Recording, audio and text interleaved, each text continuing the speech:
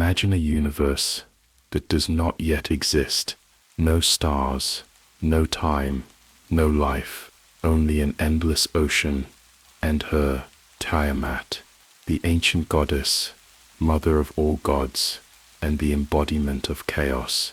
But when her children betray her, Tiamat transforms into a colossal dragon and declares war on the very order of existence. Today, we descend into one of the oldest and most chilling cosmogonic stories, the myth of Tiamat, the chimera goddess who birthed the world out of chaos and brought war out of wrath. Who is she, truly, a demon of destruction, or a force without which there would be no creation? But before we delve into this ancient and shadowed legend, welcome to the Dark Storyteller. Like the video, subscribe to the channel, and let us know in the comments, where are you watching from, and what time is it there? Settle in, dim the lights, close your eyes, and let this whisper from the past guide you through the darkness to the very beginning of time. There is no time, no light, no forms, only the pulse of being, nameless and aimless, like the heartbeat of a world not yet born.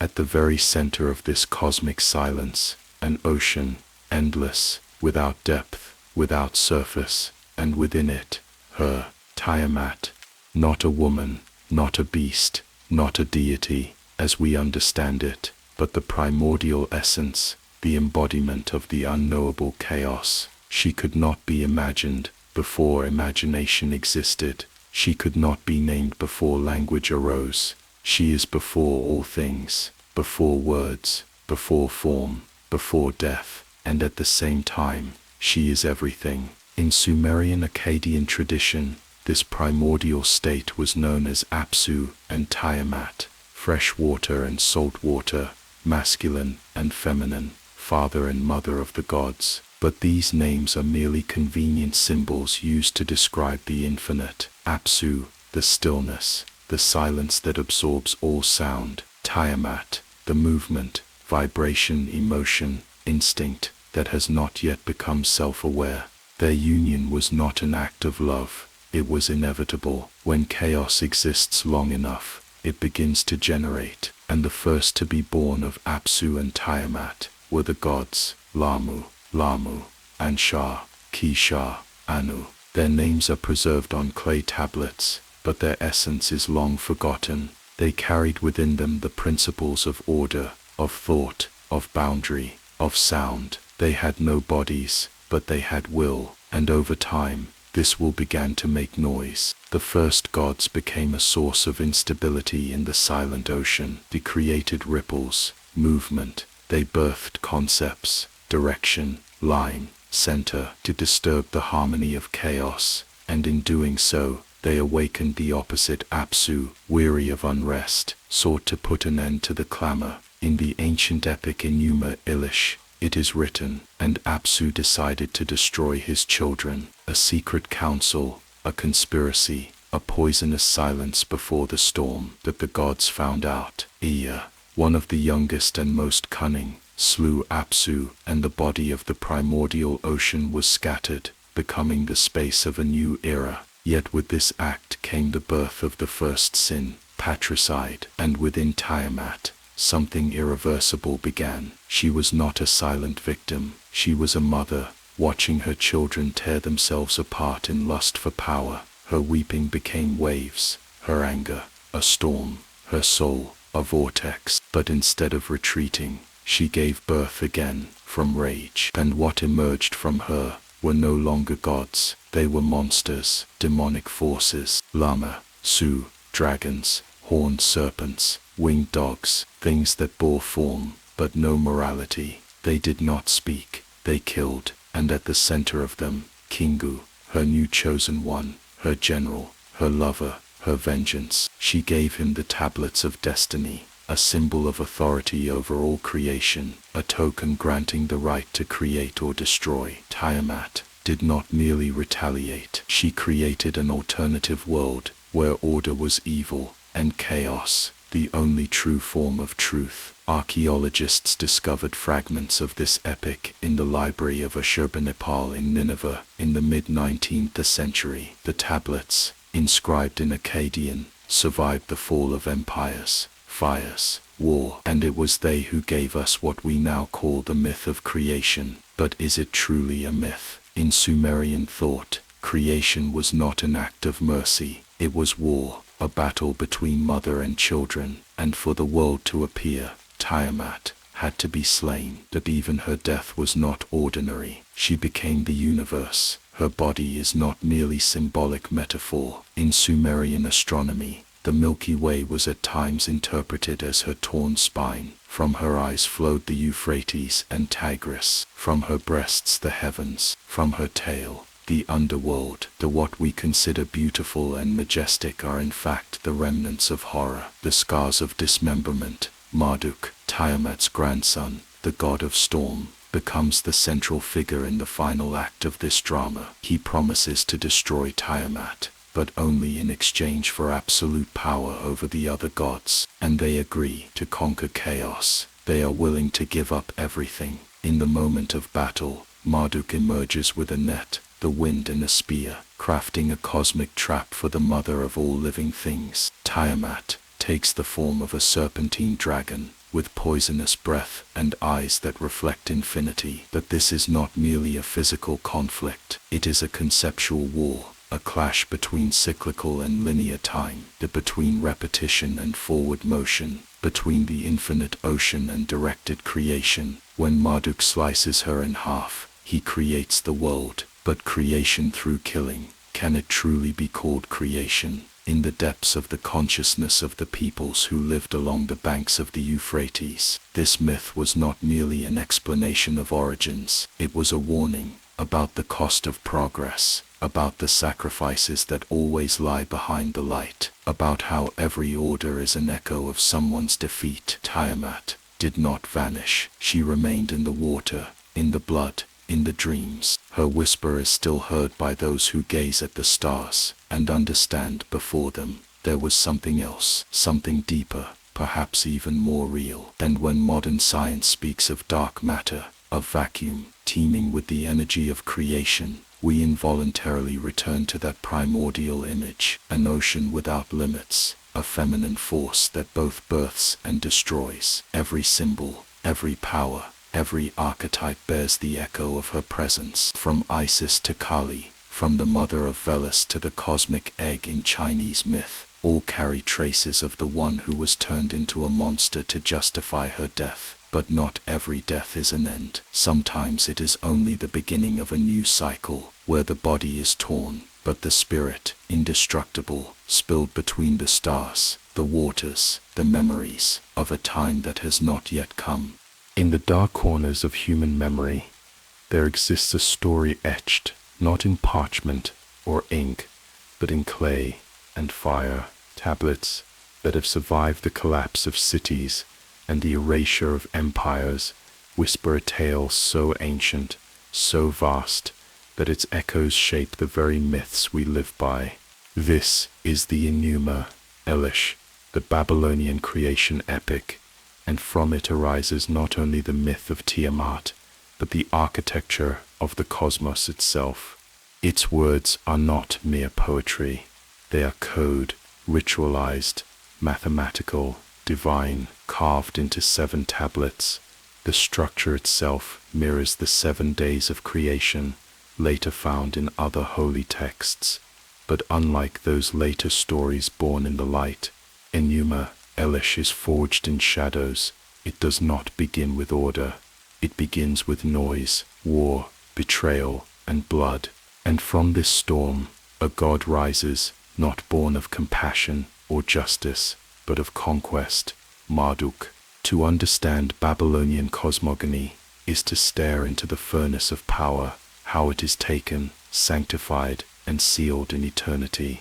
The myth of Tiamat is not only a tale of the world's birth, it is a political document, a weapon, a spell. When the priests of Babylon carved these words into clay, they were not simply preserving memory, they were designing destiny. Each line, each syllable, each divine act was a declaration that Babylon, above all cities, had divine mandate to rule. And at the heart of this justification stood Marduk. In the chaos of myth, he found his throne, not by birthright, but by proving his supremacy in battle. Marduk is described not as an ordinary god, but as one whose limbs radiated light, whose words summoned storms, whose gaze pierced the flesh of dragons. His weapons were not forged, they were spoken into being. With his voice, he summoned winds from the corners of the universe. With his breath, he gave life to flames. He was the embodiment of the will to order, and the order he created was written in the remains of what he destroyed. He did not negotiate with chaos, he dissected it. The battle between Marduk and Tiamat, as written on the second tablet of Enuma Elish, is not simply a mythological climax. It is the moment when cosmic power shifts, where the feminine principle of primal creation is supplanted by the masculine principle of rational control. Tiamat is slain, not with a blade, but with a net, a storm, and a spear, tools of precision, elements made to subdue the wild. When her blood darkens the ocean, Marduk tears her body apart and reshapes it into the architecture of the world. Her ribs become the vault of the sky, her tail coils into mountains, her weeping eyes are transformed into rivers. The divine becomes geographic, the myth becomes map, and thus the act of creation is forever marked by sacrifice of body, of chaos, of the mother. But this myth is more than allegory. It served a function. Every spring, during the Akatu festival, the Babylonian New Year, the Enuma Elish was read aloud in the Esagila temple. The ritual was precise. The high priest would recite each tablet, invoking Marduk's victory, and in doing so, the world was renewed. The myth was not merely remembered, it was reenacted. Each reading reaffirmed the cosmos, each performance recharged the king's legitimacy. The lines between story and state, between god and ruler, were blurred intentionally. In this myth, we find the first blueprint of divine kingship, where to rule is not merely to lead, but to stand as a reflection of the cosmos itself. Marduk's triumph was not over Tiamat alone, it was over the concept of chaos itself, and in aligning the king with Marduk, Babylon claimed it stood at the center of the ordered universe. Archaeologically, the Enuma Elish was discovered in the ruins of Nineveh, among the thousands of cuneiform tablets in Ashurbanipal's library. The version we possess today is written in Standard Babylonian, though older versions existed in Sumerian and Akkadian. Its survival is a miracle of time. Fire, flood, conquest, all failed to erase it, and for good reason. Within its lines are secrets not just of mythology, but of how civilizations justify power, how they encode fear, how they tame the wild forces of life through narrative. The figure of Kingu, Tiamat's champion and bearer of the tablets of destiny, is often overlooked, but his role is crucial. The tablets were not symbolic, they were understood to hold actual control over fate. Whoever possessed them controlled the future. Tiamat entrusted them to Kingu, binding her hope of vengeance to his strength. But Marduk, after slaying Tiamat, also seizes the tablets. He reclaims fate, and in doing so, he rewrites the story of the world, literally. Control of the future is a trophy of conquest. Kingu, defeated, is not discarded. His blood is used to create humanity. This detail, brutal and poetic, cannot be ignored. In the Babylonian worldview, humans are not made from earth or clay alone, but from the blood of a traitor god. We are born, not as reflections of divine purity, but as remnants of rebellion. Our purpose, to serve the gods. This was not a flattering origin story, it was functional. Humanity exists to maintain the order established by Marduk, to build cities, to perform rituals, to remember the battle, and ensure chaos does not return. Yet chaos always returns. The myth acknowledges this. Tiamat's essence does not vanish. Though her body is torn apart, her breath lingers in the sea, in the night, in the space between dreams. The Babylonians knew this. That is why the myth had to be repeated each year. Because order is fragile, because even the most powerful god must be recrowned, because the ocean always whispers. Even the structure of the tablets holds symbolic meaning. 7 parts, 7 levels of heaven, 7 gates of the underworld, 7 days of ritual. The number itself becomes sacred, echoing through cultures that followed, echoes we see in Genesis, in the Kabbalah, in the architecture of sacred spaces. And though the Enuma Elish is older than the Bible, its fingerprints are visible in its pages. The separation of waters, the creation of firmament, the naming of celestial bodies, all reflect the shadows of a tale already ancient. When Abraham walked the earth, there is a strange quiet in the myth's conclusion. After the violence, after the blood, Marduk does not rest. He organizes, he appoints gods to stations, he builds temples, he fashions the constellations from the remnants of chaos. Creation is not a moment,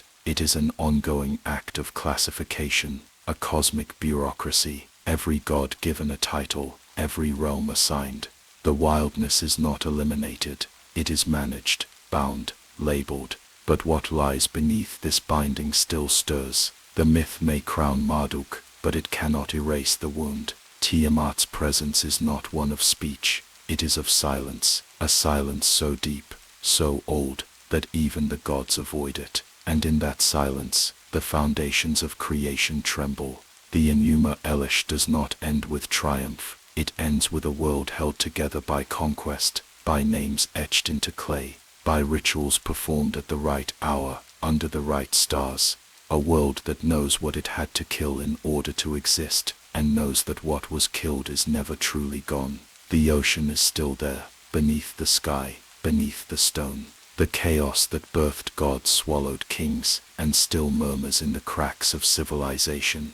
The Babylonian myth was not a bedtime story, it was a warning, a ritual, a key, not to comfort, but to control. And those who read it aloud knew, they were not just telling a story, they were speaking the architecture of existence back into place. And every time the words are whispered again, something in the deep begins to listen. Before there was earth or sky, before the stars whispered their ancient songs across the black firmament, before breath or bone or language, there was water, but not the calm, clear water of springs or rivers. This was water that knew no edges, no shores, no sky to reflect, no land to lap against. It stretched endlessly in all directions, a formless depth of silent weight and trembling stillness. And in that vast, unmeasured abyss, she was waiting, not dreaming, not sleeping, waiting. Tiamat.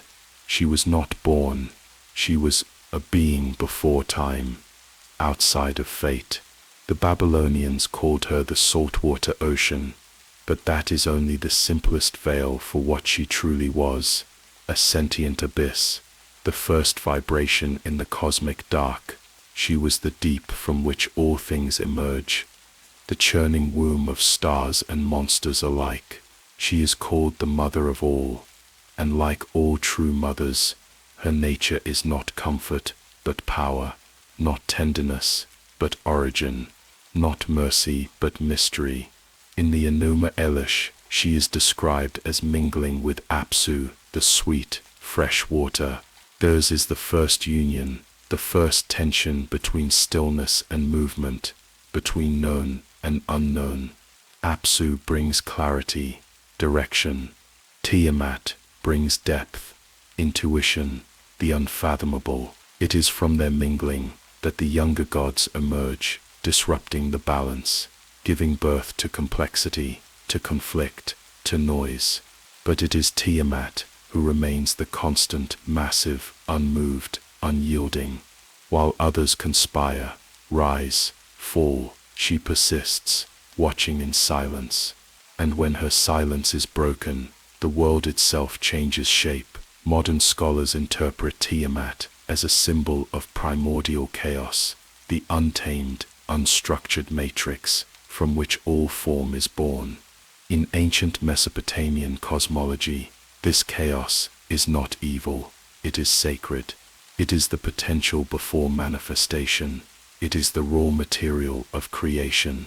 Only later, through the lens of patriarchal societies, was chaos recast as monstrous, feminine, as threatening, the abyss as something to be conquered rather than honored.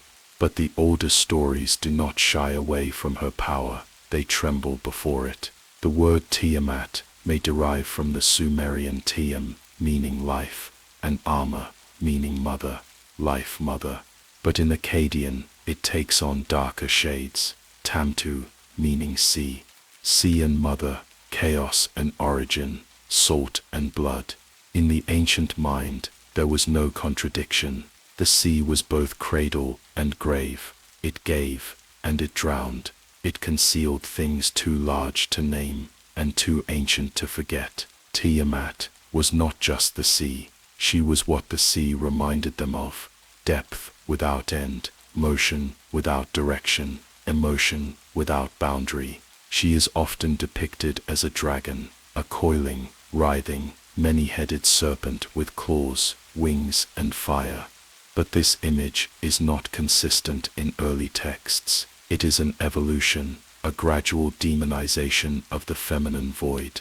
Originally, she had no form. How could she? She was older than form. The dragon comes later, when Marduk needs an enemy to slay, when chaos must be given shape, so it can be pierced. But in truth, she cannot be caged by image. Tiamat is not a creature, she is a condition, a state of being. She is what comes before clarity, before reason. She is the pulse beneath all thought, the dream before language. In the Enuma Elish, her transformation is terrifying. From passive ocean mother to cosmic avenger, she creates monstrous offspring, not in love, but in fury. She births 11 horrors, each one with impossible bodies and infernal strength. Storm dragons, serpent beasts, venomous hybrids. She arms them for war, for vengeance. She places the tablets of destiny in the hands of Kingu, her consort and chosen general. In doing so, she reclaims the right to shape the cosmos. But it is not a rebellion. It is not even revenge.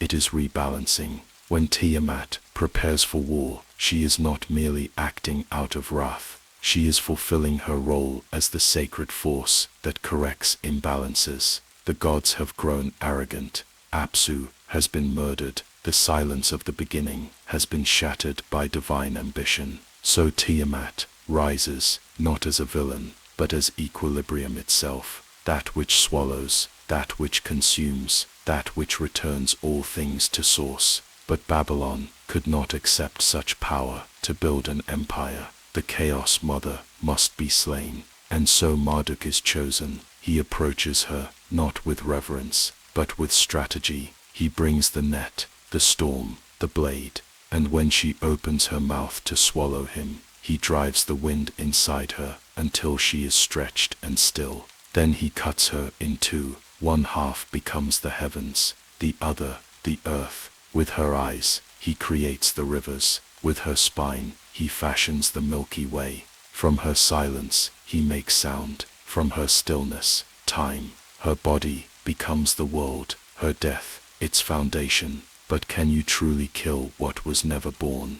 The body may be scattered, but the essence remains. Tiamat is not gone. She is in every ocean trench, every storm surge, every sleepless night. She is in the blood, in the tears, in the pull of the moon on the tides. Her name may be forgotten, twisted, buried, but she waits, not with malice, but with inevitability. Because all order returns to chaos, all form dissolves, all stories, in time, must end, so they can be told again. Archaeological evidence of Tiamat's myth is embedded in the oldest layers of Mesopotamian culture. The sea was always feared and worshipped. Temples faced rivers. Flood myths dominated their records. Clay tablets from the 2nd millennium BCE describe creation as the taming of the waters, the drawing of boundaries from the endless. Even the word for chaos, Tiamu,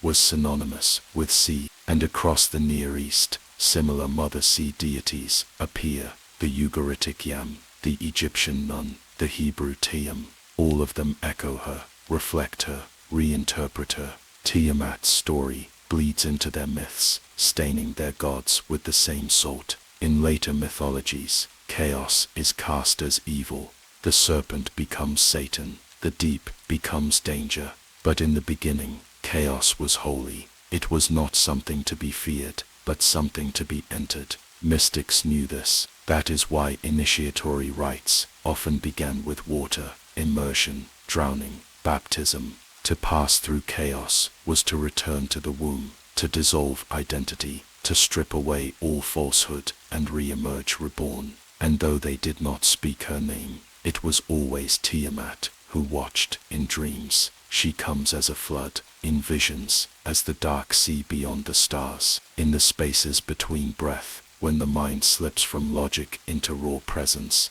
There she is, the weight, the wave, the waiting. She is not merciful, she is not cruel, she is the totality that makes mercy and cruelty possible. In her, all opposites are one, formless, endless, sacred. To invoke her is not to summon a spirit, but to remember what we are, before we became names, before we were given borders, before we believed the illusion of separation. Tiamat does not demand worship, she demands recognition, that somewhere beneath the bones, beneath the codes of civilization and the towers of stone, we are still of the sea, of the salt, of the mother. And no matter how many gods we raise, how many myths we write, how many monsters we slay, she remains, in silence, in depth, in the pull that never releases. And though the tablets say she was defeated, we know better, because in every moment, when order fractures, when the tide rises, when the words fail, she returns, not to destroy, but to remind, that before the crown, before the sword, before the word, there was her, and she is not finished speaking. Before the stars began to burn, before light divided from darkness, before the bones of the world were carved into place, there was only water, but not a single sea. Two waters, bound together yet utterly distinct. One moved with a silent depth, heavy and unknowable, like the breath held between life and death. This was Tiamat, the salt sea, the abyss, the womb of chaos. The other was quieter still, so still that it did not move at all, as if the concept of movement had never occurred to it. The sweet water, fresh, pure, still as stone. If Tiamat was the blood of the mother, then Apsu was the breath of the father, measured, calm, and clear. Their union was not a clash. It was not love, not war, not even need. It was inevitability. The mingling of fresh and salt, motion and stillness, feminine and masculine principles, a sacred alchemy performed without witnesses, without time, and from this mingling, the cosmos would eventually be born. But before that, before the first star blinked its silver eye, Apsu simply was. His presence was less a character and more a condition. The infinite stillness from which consciousness stirs and into which it longs to return. He was not ruler, nor warrior, nor judge. He was presence, absolute, uninterrupted presence. And in that presence, the potential for everything else began to stir. To the ancient Babylonians, Apsu symbolized the subterranean fresh water beneath the earth, the aquifers, the sacred wells, the rivers that flowed unseen. It was believed that beneath all land lay a primeval ocean of sweet water, and this was the domain of Apsu. Even the great rivers, the Tigris and Euphrates, were thought to draw from him.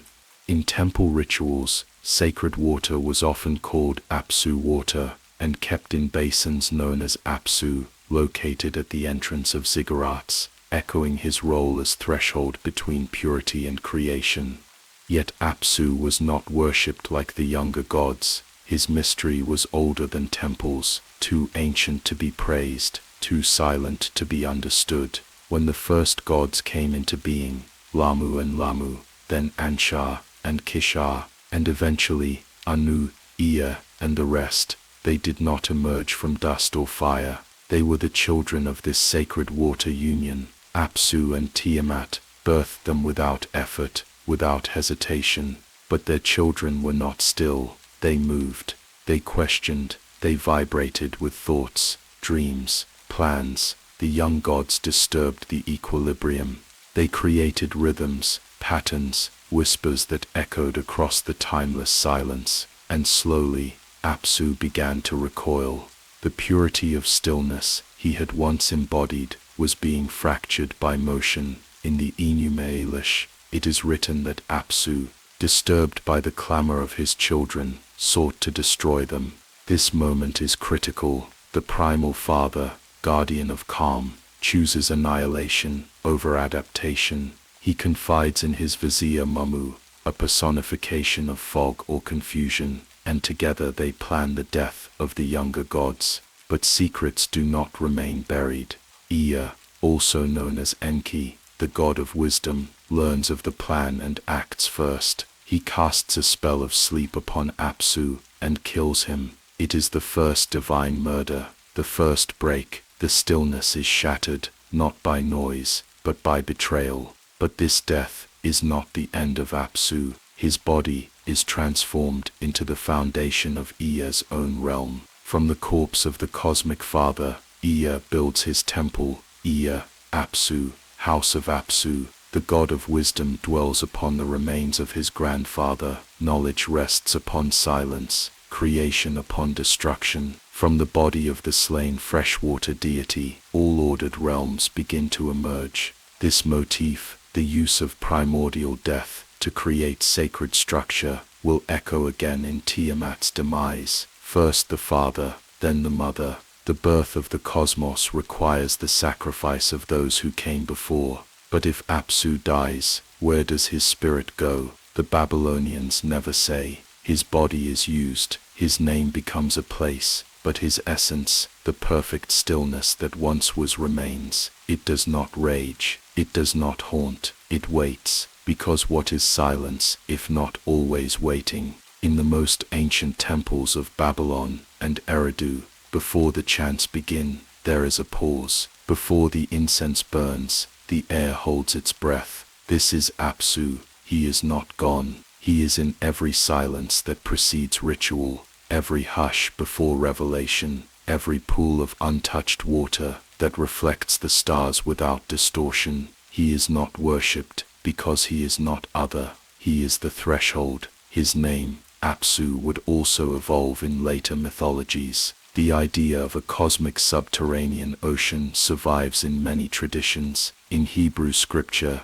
the Tehom, the deep, is sometimes linked to Tiamat, but beneath it lies another layer, the abyss beneath the abyss. In Greek cosmology, there is Tartarus, a deep and dark place below even Hades, and in Egyptian lore, the waters of Nun precede all. But Apsu is unique in his stillness. He does not rage. He does not rise. He is swallowed before he can speak, and yet his silence becomes the foundation of speech itself. The relationship between Apsu and Tiamat is often simplified, father and mother of gods, but in deeper readings, they represent more than parentage. They are the original polarity. They are before duality, and yet contain it. Apsu is not merely the masculine to Tiamat's feminine. He is the first suggestion of stability. He is the unbroken mirror. Tiamat moves, but Apsu reflects. Together, they create rhythm, vibration, tension, and from that tension, time. Time is not born from movement alone, but from the contrast between movement and stillness. Without Apsu, Tiamat would have remained eternal potential. With him she becomes mother. When Ea kills Apsu, he does not merely slay a god, he slays the possibility of returning to the beginning. That is the true tragedy. After Apsu's death, there is no way back to the source. The world is thrust forward, into complexity, into conflict, into story. The perfection of stillness is lost. The young gods believe they have won, but they have burned the bridge behind them. And so from the death of the father comes the rage of the mother. Tiamat awakens. The still pool has been shattered, the salt sea begins to boil. This narrative structure, repeated across countless mythologies, always begins with the same movement, silence broken by curiosity. The child disrupts the stillness of the parent. The new world rises over the bones of the old. But unlike other myths that forget their foundations, the Babylonians remembered. They kept Apsu's name. They named their rituals after him. The sacred waters used for purification were not called Marduk's water, they were Apsu water. In every cleansing, in every rite of renewal, Apsu's memory flows, and even in modern archaeology, his name persists. Scholars studying ancient Mesopotamia trace the symbolic meanings of Apsu across the layers of temple architecture. At Eridu, one of the oldest cities in Sumer, the temple of Enki was built over a marsh, representing the Apsu. Offerings were lowered into water to communicate with the gods. Water as conduit, water as memory, water as the remnant of something so old, it can no longer be spoken aloud.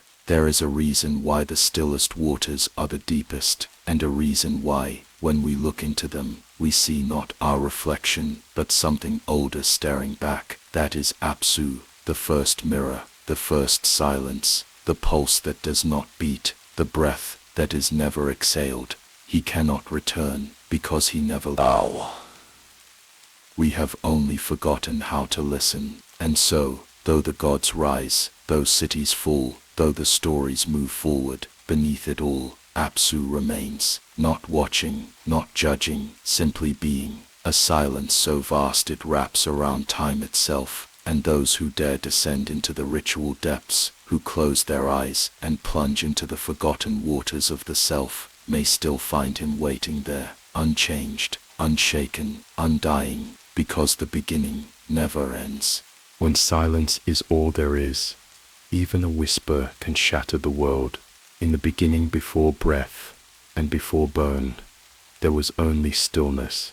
Apsu, the sweet water of the deep, unmoving and serene. Tiamat, the salt sea, vast and pulsing with potential. Between them stretched an endless moment, a cosmic breath held in anticipation, a still equilibrium where all things were possible, but none had yet come into being. But creation is not born from peace, it is born from the break, and so it began, not with a bang, but with a murmur. From the mingling of these primeval waters emerged something unexpected, not monsters, not stars, but will, a vibration so subtle it could have been mistaken for thought. The first gods were not shaped by flesh or by light, but by contrast, the clash of opposites. Lamu and Lamu, the firstborn twins, rose like ripples in the cosmic pool, undefined but undeniable. Their presence did not disrupt the calm, not yet. They floated in it, like reflections of the waters that birthed them, but they were the first hint of structure, of movement, of self. After them came Ansha and Kisha, heaven and earth in embryonic form. They brought extension, direction, the idea of above and below. Where once there had been only the endless horizon of the ocean, now there was height, depth, the first coordinates of existence. And then came Anu, the sky god, who would father gods of wind and wisdom and war. The tempo quickened, the pulse of the cosmos began to rise, and with it the serenity of the beginning began to fray. These younger gods, though born from stillness, could not remain still. They created patterns, played with power, generated sound. They invented laughter and conflict. They did not rest, and so they disturbed the primordial waters that once knew only calm. The myth is clear. The gods moved about, disturbing Tiamat, their motions creating noise that rippled through the abyss. To modern ears, this may sound benign, even poetic, But in the sacred geometry of Babylonian cosmology, such movement was blasphemy, a violation of the sacred silence, a sin not of cruelty, but of interruption. Apsu could feel the disturbance, like a pain behind the eyes, unspoken, constant, unbearable. He had known eternity without sound. Now he found himself vibrating with dissonance. With Momu, the vizier of mist and confusion, he plotted a return to stillness, not through peace, but through obliteration. He would unmake the gods, dissolve their names, pull them back into the depths, where no motion could survive. But the younger gods were no longer children. Ie, the cunning god of water, magic, and that knowledge, known also as Enki, had already begun to master the craft of secrets. He moved through the world with stealth and certainty, his wisdom vast as the ocean, his magic woven from the unspoken names of reality itself. He discovered Apsu's plot and acted not with negotiation, but with sorcery. He cast a spell of sleep upon the primeval father and destroyed him in his slumber. This was not an act of heroism, it was an assassination. The first cosmic bloodshed, the beginning of irreversible change, and with it, a door was opened that could never be closed. Ie took Apsu's corpse and carved a temple from it, a dwelling place for wisdom atop the silence it had destroyed. He claimed the deep as his own. He did not honor the father, he built upon him a foundation of betrayal, and there, in that sanctum, he fathered a child, Marduk, the storm god, the chosen, the dragon slayer, yet to rise. But before Marduk could ascend, the consequences of the gods' rebellion began to unfold. For while Apsu was silenced, Tiamat was awakening. She had watched as her partner was slain. She had wept, salt into the abyss. She had listened as her children plotted and built and named. And in that stillness that once defined her, something changed. It curdled, it grew teeth. She gave birth again, but this time not to gods. She birthed monsters. The younger gods had broken the balance. Now the mother of all would restore it. But even before her war, the damage had already been done. The young gods were multiplying, each more willful than the last. Injil, god of air and storm, rose with a roar. Ishtar shimmered with beauty and rage. The goddess of love and war, Shamash, brought justice. Nana governed the moon. Each one carved new domains from the fabric of existence. Each one added to the noise. The original stillness was now barely a memory. The myth of the younger gods is not merely the tale of divine lineage. It is the drama of cosmic adolescence, ambition rising without wisdom, creation pursued without consequence. And yet, the Babylonians did not see these gods as villains. They were necessary.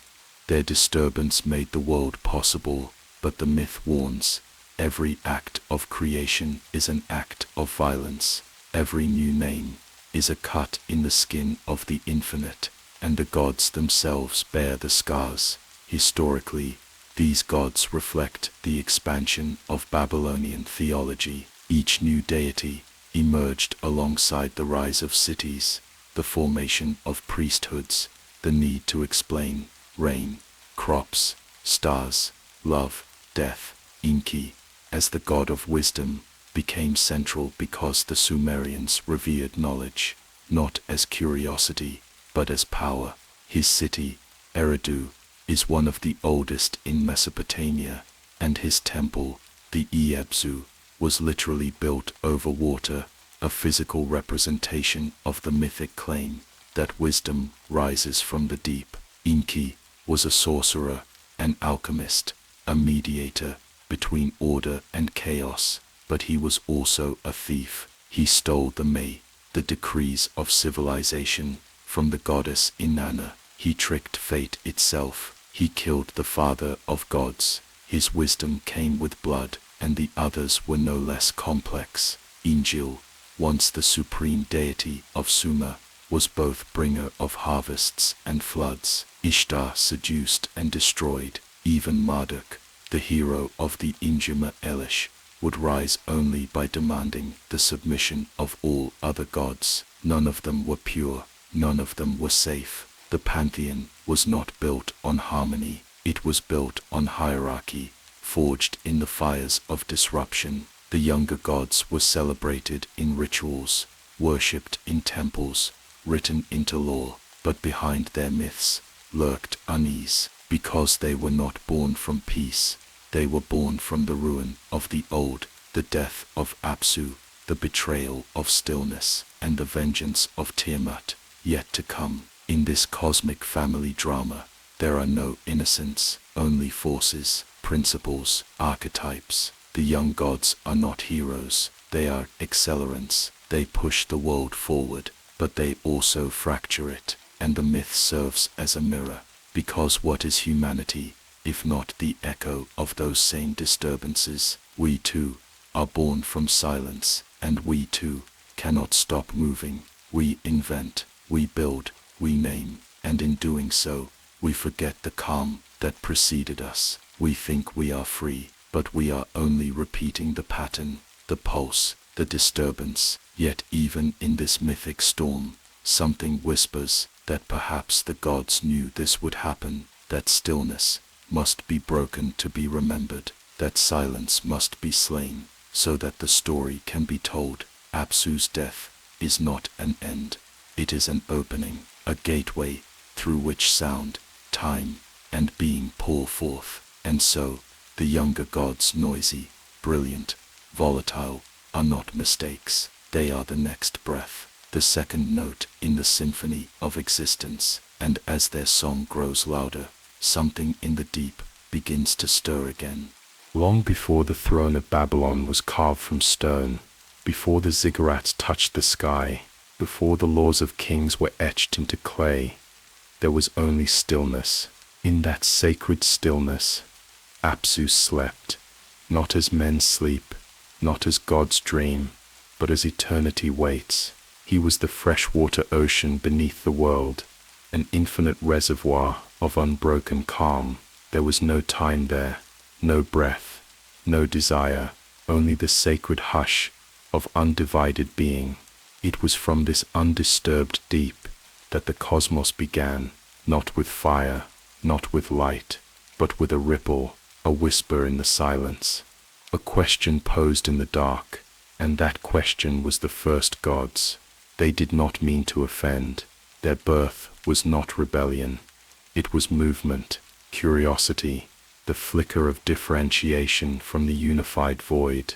Lamu, Lamu, Ansha, Kishar, Anu, each one a syllable, in the unfolding name of the universe. They were not yet destructive, but they were loud, not in voice, but in presence. Their being echoed through the stillness of Apsu, like thunder across a still lake. Where he had once felt only the weightless pressure of the infinite, he now felt pulses, vibrations, disturbances in the sacred equilibrium he embodied. They brought activity, rhythm, dreams. To a mortal mind, these are signs of life, but to a god who is silence itself, they were symptoms of decay. Apsu did not feel anger in the human sense. What he felt was erosion. He was unraveling, and in his unraveling, he began to remember something older than stillness, a warning buried within his own nature, that creation once begun cannot be unmade without blood. So he turned to Momu. Momu, vizier companion. Fog was not a god of war, nor of wisdom, nor of form. He was abstraction incarnate, thought before thought, confusion before clarity. He shimmered at Apsu's side, formless and eternal. It was said that Momu could slip through walls, whisper between ears and vanish, before the eye could focus, and it was to this ancient shade that Apsu spoke, not aloud. There were no words between them, There was only knowing. The gods disturb me, Apsu said. They trouble the water. I can no longer sleep. Then drown them, Momu replied. The plan was simple, because silence is simple. Return to the beginning. Unmake what has been made. A cleansing, not of vengeance, but of necessity. To restore stillness, one must silence the source. One by one, Apsu would erase the gods he had fathered, not out of hatred, but from a deeper order. He would lull them, dissolve them, and fold them back into the formless abyss. The sacred pulse would cease. The ocean would sleep once more. But the young gods had learned to listen. In the myth inscribed on the clay tablets of the Enuma Elish, the moment Apsu and Momu begin their secret council, the god Ea, also known as Inki, the divine architect of wisdom, feels a tremor in the divine ether, not a sound, a shift. He deciphers the intention buried in the silence, and acts with speed unmatched even among the immortals. The same still waters that bore him now hide his steps. The same silence that gave him life now conceals his spell. Ea conjures a sleep incantation, not cast with fury but precision, a spell to return the father to unconsciousness, to trap him in the very stillness he longs to preserve. And once Apsu sleeps, Ea does the unthinkable. He kills him, not in battle, not with honor, with spell and dagger. He severs the stillness. He slays the father of the gods while he dreams of silence. It is the first act of divine patricide, and it changes everything. In Babylonian theology, this moment is not treated lightly. It is the hinge upon which creation turns from potential to inevitability. Apsu's death is the death of reversal. After this, there is no going back. Ea does not flee. He builds from Apsu's body. He fashions a new dwelling, a sanctuary of magic and law. His temple is called Apsu, the house of the abyss, a cruel homage, a monument made from the bones of the slain. Here he establishes his dominion. Here he will father Marduk, the great dragon slayer. But beneath the glory of this temple lies a corpse, and beneath the corpse a promise unfulfilled. Because in killing Apsu, Ea does not restore peace. He fractures something older than time. The calm he preserves is not real. It is enforced. And Tiamat, the silent mother, the salt sea who had endured the noise of her children and the death of her partner, begins to awaken. The Babylonian priests who recited the Enuma Elish each year during the Akitu festival did not speak this part with triumph. They spoke it with reverence and fear. They knew that every act of order was born in violence, that Ea's wisdom was stained, that his temple stood upon a wound in the fabric of being. The clay tablets do not moralize. They remember, and there is more. Momu, the accomplice, is bound. Ea captures him with chains of wind and magic, rendering him powerless. The fog that once whispered through the world is bottled, trapped, silenced. In this act, the god of wisdom not only destroys his father but imprisons confusion itself. For a time, clarity reigns, order rises, the city-states thrive, but even clarity, left unchecked, can become blindness. Apsu's death is a paradox. In removing silence, the gods create structure, but they also set into motion a greater disturbance. The chaos that once slept beside Apsu now stirs alone, and she is not tranquil. In historical reality, this myth mirrors the rise of political power in Mesopotamia. The slaying of Apsu is not merely a theological moment, it is a political allegory. The old order must fall for the new king to rise. The young gods,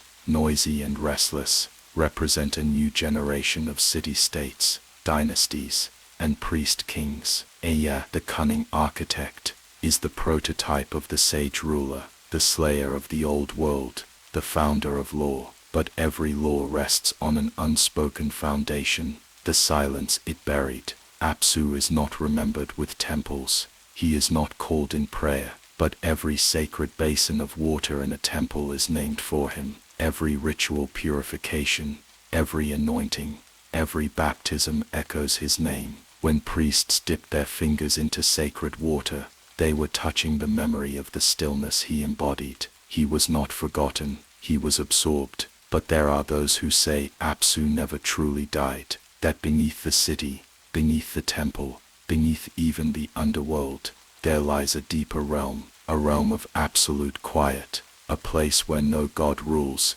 and no name is spoken. Some call it the true Apsu, not the corpse that Ea built upon, but the essence that slipped away, the part of Apsu that could not be caught, could not be caged, could not be killed. And in that place, silence waits. The story does not end with Apsu's fall, it begins again, because silence once broken never truly vanishes. It becomes myth, it becomes warning, it becomes the sound behind the sound. And those who seek the truth behind the gods, behind the stars, behind the fire and flood, will eventually find themselves standing at the edge of that deep still ocean. And if they listen closely, they may hear a sound so quiet, so ancient, that it shakes them to the core. Not a roar, not a whisper, but the echo of a presence too old to be named. Apsu is not gone, he is only waiting. Beneath the foundation of all things lies a single act, a betrayal so old it became a ritual, so sacred it became myth, so buried it became truth. In the shadows of time, before the first temple rose from stone, before a single syllable of prayer was whispered into the silence, the gods themselves trembled in fear, not of war, not of chaos, but of silence. A silence so ancient it remembered the shape of nothingness. A silence named Apsu. He was the stillness beneath creation, the freshwater ocean that slept beneath the foundations of the earth. His breath was not heard, his eyes never opened, and yet his presence permeated all. He had no temple, no worshippers, because he needed none. He was what existed before longing, before ambition, before names. When the younger gods were born, Lamu, Ansha, Kishar, they did not disturb him, but they were only the beginning. It was the next generation that broke the calm. Anu, Indi, Izi, gods of sky, storm, and wisdom, did not merely exist. They acted, they created, they questioned, they filled the abyss with presence.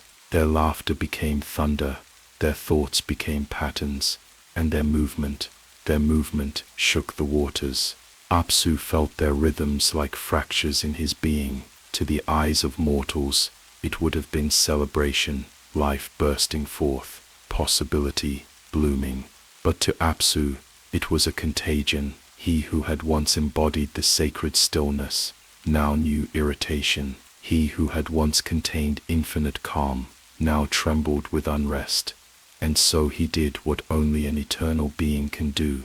He made a decision that was not vengeance, not punishment, but preservation. He would unmake his children. He would restore the silence. But silence does not act alone. By his side stood Momu, his vizier, the personification of confusion, neither god nor element, but something more elusive, mist, fog, the blurring of borders. Together they conceived a plan, not spoken aloud, but known in the deep, a return to source, a drowning of all the noise. They would erase the gods, one by one, softly, completely, and had the plan gone unnoticed, perhaps the world would have ended there, a reversal, a great undoing. But among the younger gods, one had been listening all along, not with ears, but with intuition. He was not the oldest, nor the strongest, but he was the most cunning. His name was Izi. Later he would be called Enki, god of wisdom, of magic, of water. But in that moment, he was simply the one who understood. He saw the pattern in Apsu's stillness. He read the silence like a scroll, and what he saw terrified him, not because he feared death, but because he recognized its elegance. Apsu would not lash out. He would absorb, collapse, dissolve them in the deep. There would be no war, no glory, just stillness reclaiming its own. Ise knew he had to act, and to do so he would have to become what had never existed before, a rebel. What unfolded next is the first true rebellion in the cosmic order, not rebellion for freedom, not for love, but for continuation, for motion. The act itself is cloaked in mythic language. Ise prepares a spell, a song of sleep, woven from the elements of the abyss. He draws on the hidden properties of sound and silence, combining them until even the eternal cannot resist. He casts his spell into the deep, and Apsu, unquestionable, unslayable, sleeps. And as Apsu slumbers, Ise takes his chance. The moment of the strike is never described in detail. It cannot be. It is too sacred, too profane. The texts merely say that he put an end to Apsu's life and bound Momu. But what does that mean, really? What does it mean to kill the ocean, to murder stillness, to destroy the origin? Some say Ise killed him with a dagger, others say with a spell, others still insist he used Apsu's own essence against him, turning calm into coma, sleep into death. Whatever the truth, one thing is certain, from that moment forward, the cosmos changed. Ise did not flee the scene of his crime, he claimed it. He hollowed out Apsu's body and built his temple atop the bones of his father. He called it Ise Apsu, House of the Abyss, a name that was not reverence, but domination. He had not just slain the source, he had weaponized it, and from this temple he would father Marduk, who would one day challenge the sea herself. But in that moment, Ise stood alone, not as a hero, not even as a savior, but as the one who dared to interrupt the pattern. He had chosen movement over rest, creation over return.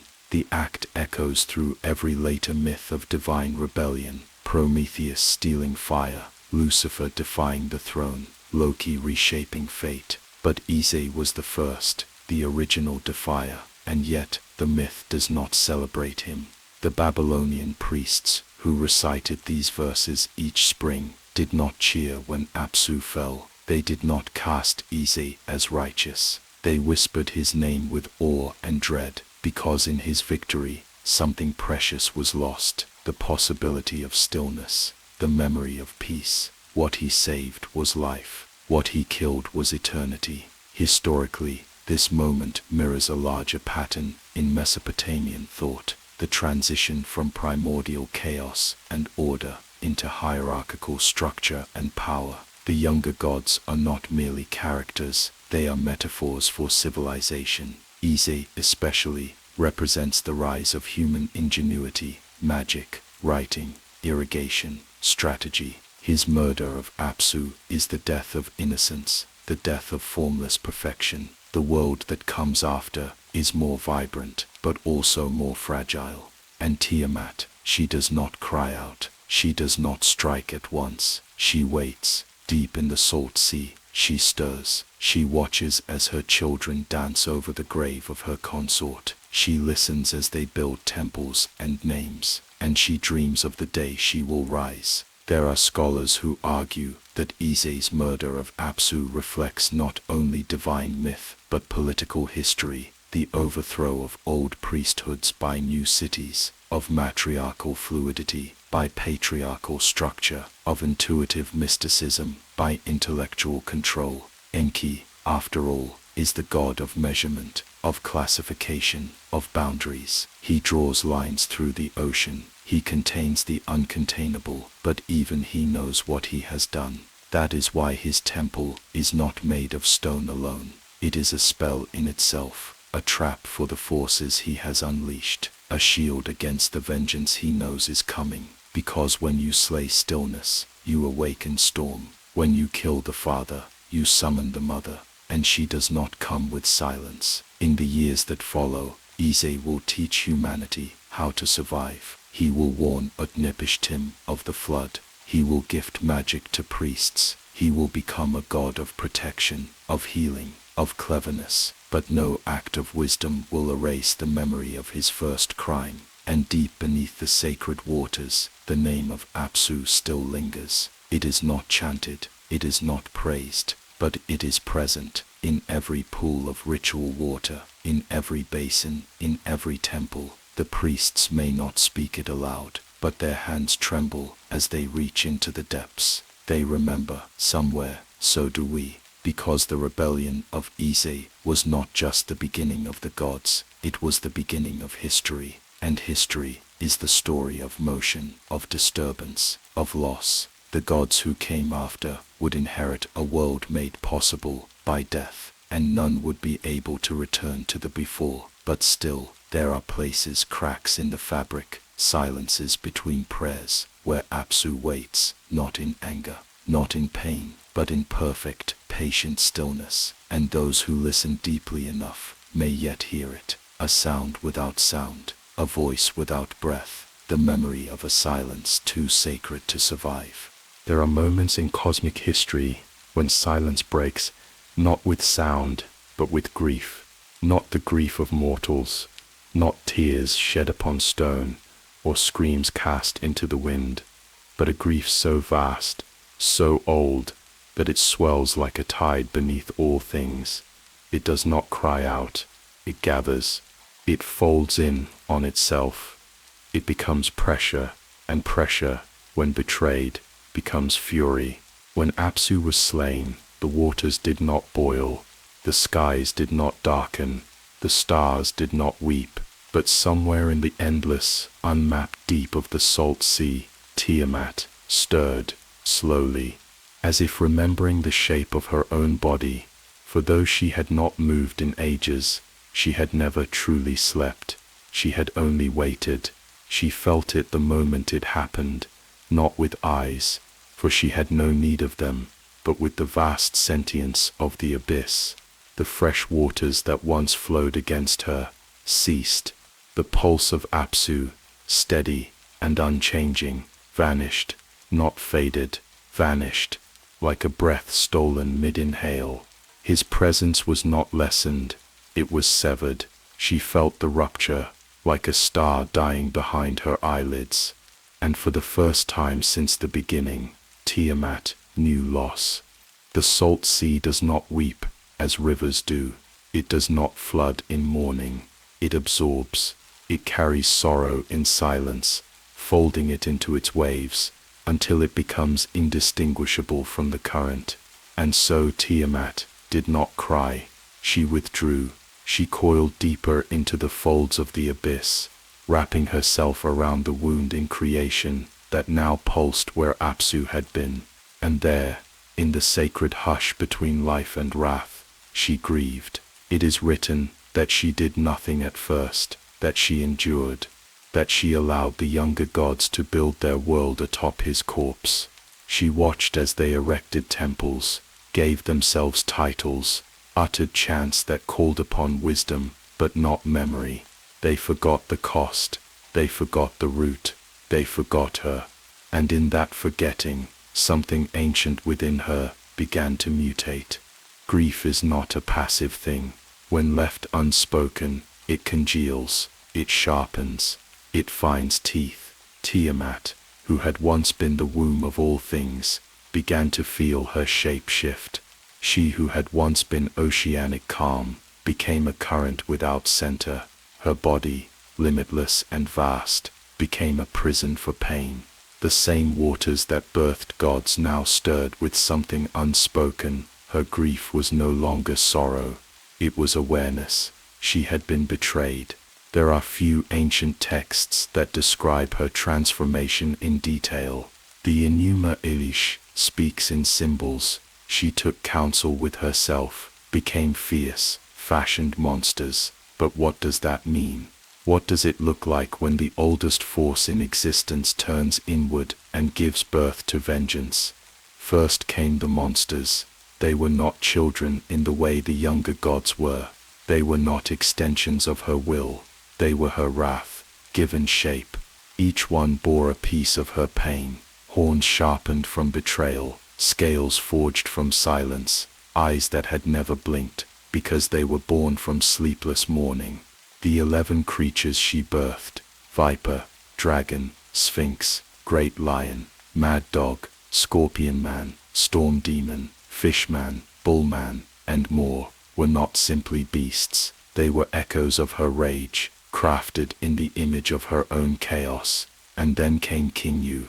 To understand King Yu, one must first understand loneliness. Tiamat, having lost her counterpart, sought not a replacement but a mirror, a being who could carry her wrath, stand at her side, and inherit what the others had stolen. She did not create him as a warrior, she exalted him. She placed upon him the tablet of destinies, a powerful artifact inscribed with the decrees of fate itself. In Babylonian tradition, the tablet controlled the laws of existence. To possess it was to write reality. Tiamat did not merely give King Yu power, she gave him the authority to remake what had been broken. This act was not madness, it was strategy, and it terrified the younger gods. Ea, Enlil, and the rest had grown complacent. They had declared their world complete. They had mistaken survival for victory. But now, the sea itself stirred against them,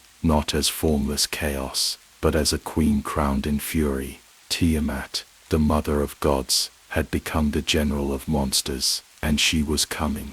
Babylonian priests feared her not as a villain, but as a necessity. They knew that every cycle must return to its source, that no act of creation was complete without reckoning. Tiamat was not evil, she was balance. Her rage was a correction, not a curse, and the gods had no defense. The city of Babylon was founded upon the triumph of Marduk, but even in its founding myths, there was hesitation. The priests who recited the Enuma Elish did so with ritual trembling.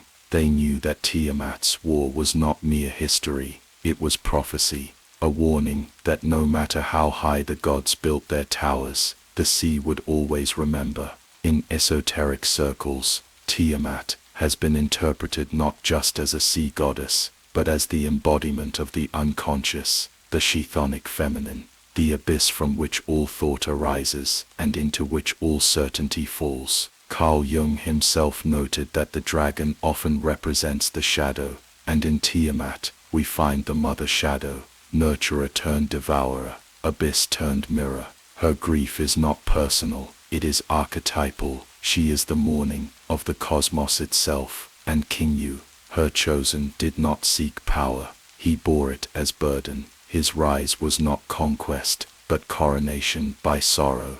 But sorrow does not win wars, and while Tiamat's fury was divine, it was also destined to end in violence, because the gods, having murdered Apsu, had learned one lesson above all others: might is the only truth that survives. Yet in this moment, before the clash, before the rise of the storm god, before the battle that would tear the heavens, Tiamat's rage held the world in suspense. She had become something new, not just a force but a question. Could creation survive its own mother's grief? Could the future exist while the past still bled? In later Mesopotamian texts, her image lingers, sometimes as a sea dragon, sometimes as the sea itself, sometimes as a memory, buried so deep it only surfaces in dreams. But always there is the undercurrent of mourning, turned to fire, and that fire cannot be extinguished, it only waits. The priests knew, the sorcerers knew, even the gods, crowned and trembling, knew that when Tiamat moved, the world would shift, not because she hated, but because she remembered. The salt sea never forgets. There is a moment in every myth where a figure, once revered, crosses an invisible threshold, not a fall, but a shift, a transformation that cannot be undone. And in that moment, memory splits. Some will remember her as she was, a mother, a matrix, a sea that cradled the stars before they had names.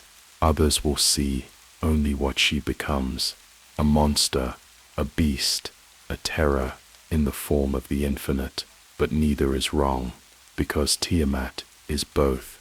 And when her grief calcifies into wrath, she becomes something the cosmos has never seen before, the dragon of chaos. It did not happen all at once. No transformation ever does. It began slowly, in the quiet corners of the deep, where light had never entered. There, amid the pulse of salt and the weight of morning, her shape began to shift. She was still the sea, but no longer formless, no longer fluid. Her essence thickened, coiled, hardened into something ancient and terrible. She had been the source of creation. Now she became its undoing. The Babylonians do not describe her body in exact terms. They could not. To name her fully would be to limit her. But the Enuma Elish gives glimpses. She is a serpent, a dragon, a wind-devouring colossus, whose breath is venom, and whose eyes shine like twin suns lost in storm. Her body spans the abyss. Her wings blot out the constellations. Her voice, when she chooses to speak, causes reality itself to ripple. She is not a beast of the earth, nor of the sky, but something that binds and breaks both. She is the final form of chaos, not ignorance, but understanding twisted into vengeance. The dragon is not a new creature in myth. It slithers through nearly every ancient culture. The Ouroboros of Egypt, the cosmic serpent of the Vedas, the great Leviathan of Hebrew lore, the feathered coils of Quetzalcoatl. But Tiamat precedes them all. She is the prototype, the origin. Not a dragon among dragons, but the archetype from which the idea of the dragon was born. In her, we find the first convergence of creation and destruction, the sacred serpent that births and devours worlds, and she chose this form. She was not cursed into it. She did not stumble into madness. She ascended into monstrosity, not for power, but for justice, to avenge Apsu, to correct the imbalance, to remind the gods that creation had a cost, and that the sea always remembers its dead. Her body became a battlefield long before the war began. Her blood boiled with spells unspoken. Her breath thickened with poison winds. Her scales shimmered with forbidden names. And behind her, her monsters rallied, beasts crafted not from flesh, but from the raw symbols of dissolution. She did not build an army. She birthed a reflection of her fury. 11 were named, but the number means little. The truth is that she became legion, each of her creations a blade against the lie of order. Among them, King Yu stood at her side, bearer of the tablet of destinies, commander of the monstrous host. He was not a warrior, but a sigil, a standard of revolt raised high above the waves. With him, Tiamat crowned her vengeance. She placed destiny itself into his hands, a defiance so absolute that even the gods trembled at its audacity. But it was her transformation that broke the heavens. The moment she unfurled herself from the deep, the very structure of the cosmos recoiled, the stars dimmed, the winds fell silent. Even Anu, god of the sky and supreme authority, turned his gaze away, because Tiamat was no longer a mother, nor merely a goddess. She had become a force, a being who could not be bargained with, for she did not seek compromise. She sought balance through annihilation. In Babylonian cosmology, this moment marks the point of no return. The dragon is not just a symbol of chaos. It is chaos with memory, chaos that grieves, chaos that judges, and it cannot be stopped by strength alone. That is why the gods falter. One by one, they refuse to face her, not from cowardice, but from awe, because to look upon her is to see not a beast, but every suppressed truth given form. Real historical records suggest that the imagery of Tiamat influenced later Mesopotamian depictions of winged serpents and guardian dragons. The Apkallu, semi-divine sages, were often shown with serpentine or aquatic features, suggesting a lineage, not of defiance, but remembrance. Even the symbol of Marduk's weapon, the net used to entangle Tiamat, appears in royal iconography, a reminder that order was bought with the binding of something far more ancient. but no net can erase what she became. Some say her wings held the secrets of forgotten stars, that her tail could sever the horizon, that her blood boiled with spells too old for language. Others whisper that her roar split the heavens into three, forcing the gods to hide in the folds of time. What is certain is that she no longer moved through the sea. She was the sea. The salt itself turned hostile, the waves possessed by intelligence, a mother's grief transformed into divine calculus. Esoteric traditions, long after Babylon had turned to dust, continued to speak her name in shadows. Occult texts hidden in desert monasteries and burned libraries suggested that Tiamat was not destroyed, but fragmented, her essence scattered into the unconscious minds of all living beings. Some said she became the veil between dimensions, the liminal force that separates dream from death. Others claimed she waits beneath the crust of reality, coiled in the abyss, ready to rise again when the lie of permanence grows too loud. In psychological terms, Tiamat's transformation reflects the suppressed feminine archetype, deep, chaotic, creative, uncontrolled. In patriarchal systems of myth, such archetypes are often demonized, turned into dragons to be slain. But Tiamat was never mindless. Her chaos was not random. It was a ledger, a memory, a correction. The dragon is not a beast, it is a mirror, and those who look upon her will either kneel or be unmade. The younger gods, forged in defiance and noise, had created a world that denied its mother. They did not expect her to respond, but she did, and when she rose she did not scream, she did not plead, she roared, a sound so ancient that even time recoiled, and in that sound was every forgotten sorrow, every drowned secret, every silence shattered by creation's arrogance. The dragon of chaos had awakened, not to destroy, to remind. The salt sea never forgets. In the dark folds of the abyss, where light has never walked and sound dares not echo, something began to stir. Not just rage, not just vengeance, something older, something primal, a stirring not of the womb, but of the void, the place from which all things once emerged, and to which all things must eventually return. Tiamat, no longer the passive sea, no longer the silent mother, had become the embodiment of rupture, and rupture demands form. So she created not gods, not stars, not soft things of order, but monsters. The texts call them abominations, the 11 spawn of chaos, grotesque to the gods, beautiful only to the deep. They were not born in the way mortals understand birth. They did not crawl from her body like infants. They erupted from her fury. They coagulated from her grief. They condensed from the vapor of morning, turned militant, each one a symbol, a living weapon carved from an emotion too massive to name, each one a curse to the children who forgot their source. She did not give them names. In the beginning, names are for order, for containment. These creatures were beyond names, but the scribes, who later chiseled the Enuma Elish into clay tablets, gave them faces, hinted at their forms, offered fragments of their dread anatomy, like shattered reflections of a broken truth. The bull man, the scorpion man, the venomous serpent, the furious sphinx, the storm demon, the fish man, the raging lion, and others too strange for consistent translation, some with multiple heads, others with twisted limbs that bent against the geometry of the known world, some that shimmered like heat and could not be touched, others that moved through earth as if it were mist.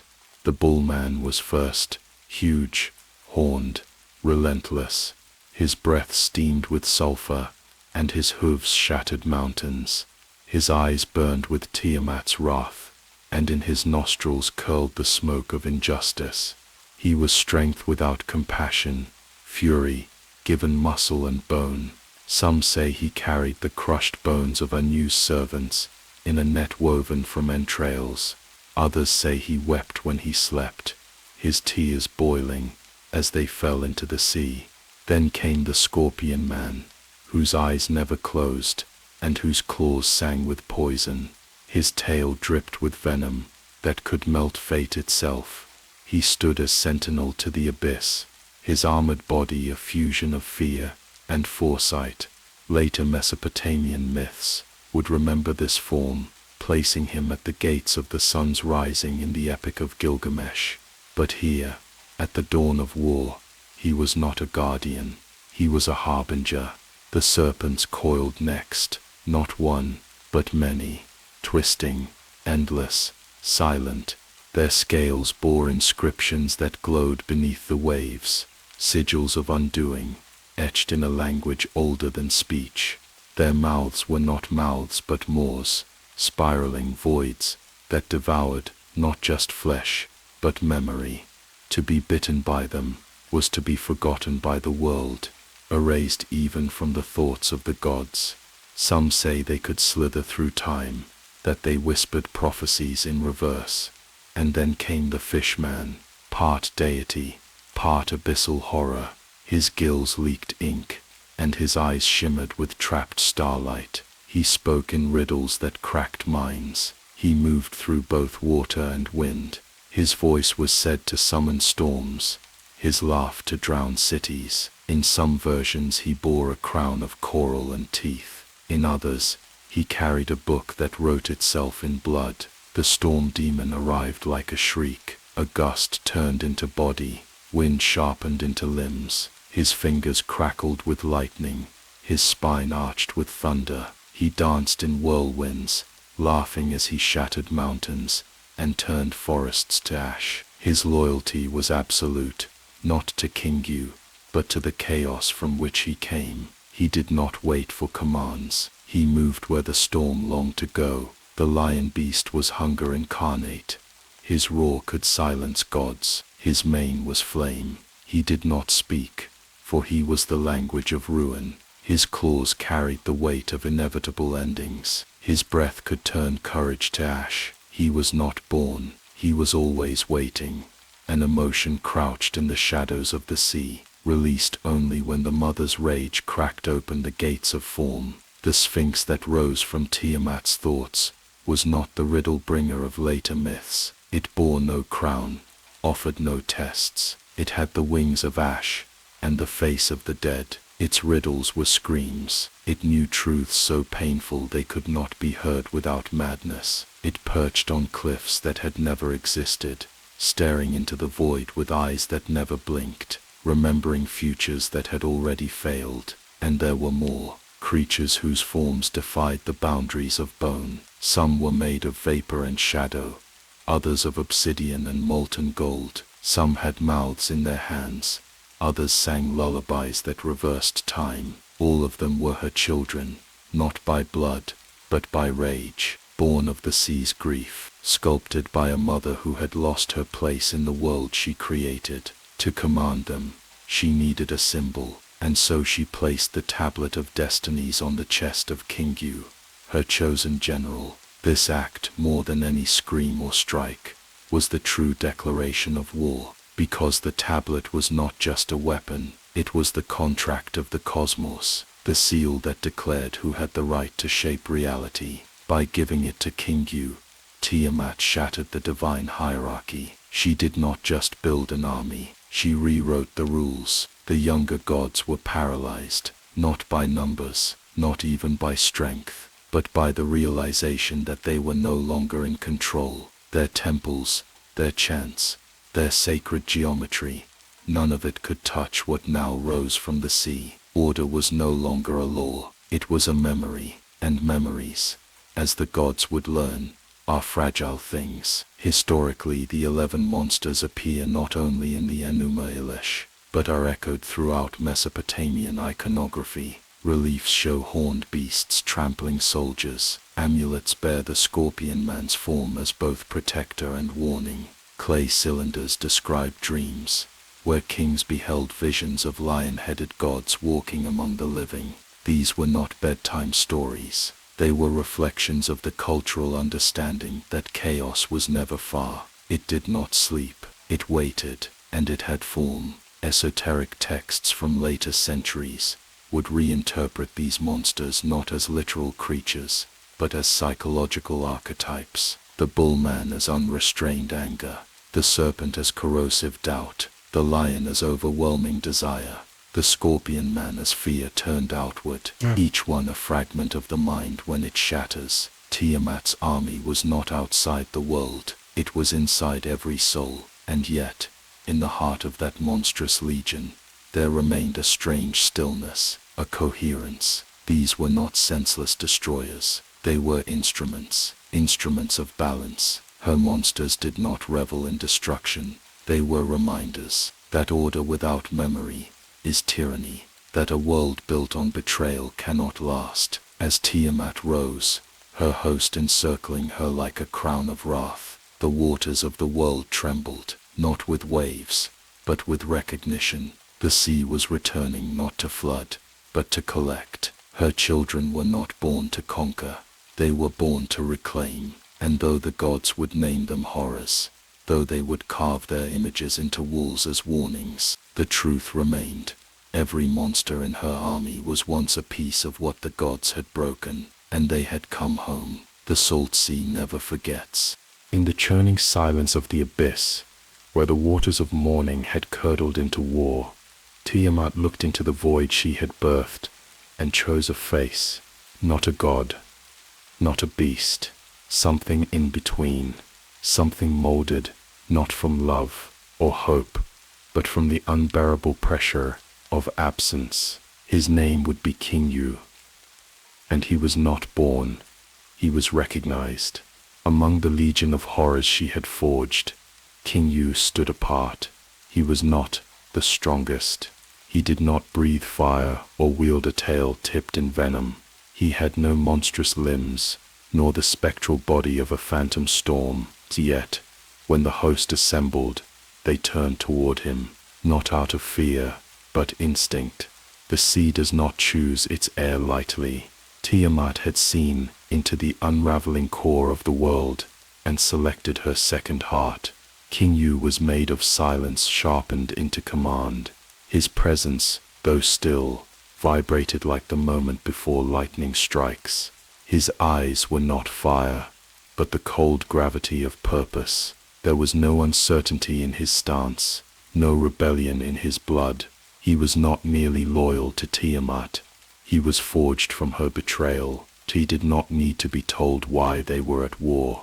He remembered it in his bones, etched like script into the marrow of his being. He had not lived through the death of Apsu, but he carried it like a wound he had never received. It was for him that Tiamat reached deep into her ancient self and summoned the greatest artifact of power ever spoken of in the myths of Mesopotamia, the Tablet of Destinies. Unlike the myths of later cultures, which guarded fate in the hands of abstract deities, the Babylonians understood that power over the cosmos could be inscribed. The tablet was not metaphor, it was a literal object, a talisman covered in cuneiform, so potent that it could bind the decisions of gods, alter the laws of time, reshape reality with a single decree. Whoever possessed it ruled the architecture of existence, and Tiamat gave it to King Yu. The moment it touched his chest, the sea itself recoiled, as if recognizing the gravity of what had just occurred. The gods had made themselves rulers by building temples and naming stars, but Tiamat, in one gesture, undid them. The Tablet of Destinies was theirs no longer. Their future, once dictated by prayer, sacrifice, and divine contract, now bent to a new center, and that center was King Yu. The image of this act was burned into the minds of those who heard the myth, not just in Babylon, but far beyond. Later myths would echo it, distorted but familiar, tablets passed down by gods, stones inscribed by fire, scrolls sealed with divine will. But this was the first, the original covenant, not between gods and mortals, between chaos and command. King Yu, now bearer of destiny, rose above the monstrous host, not as a tyrant, but as a sovereign. His commands were not spoken, but understood. The monsters followed him, not as soldiers, but as aspects of his own will. Each step he took across the surface of the abyss stirred whispers in the deep. Currents turned to tremors, as if the sea itself bowed before its new general. To the younger gods, his rise was a catastrophe. Anu and Inla, who had danced in victory after Apsu's fall, now found themselves watching helplessly as the laws they had written shattered before them. The tablet had been theirs. It had granted them the ability to assign roles, create boundaries, declare truths. Now it pulsed with alien energy on the chest of a god they had not chosen, one who did not descend from their council, one whose name had never echoed in their rites. King Yu's ascension was a declaration that the divine order was no longer theirs to command. But King Yu himself was not driven by ambition. He bore the tablet like a burden. He did not raise his voice to rally Tiamat's army. He did not brandish weapons or threaten with curses. He moved through their ranks like a moon through water, silent, inevitable. He did not lead them into war. He became war. Esoterically, King Yu represents the shadow heir, the rightful ruler, denied his place by history, rewritten by victors. In Jungian terms, he is the dark animus,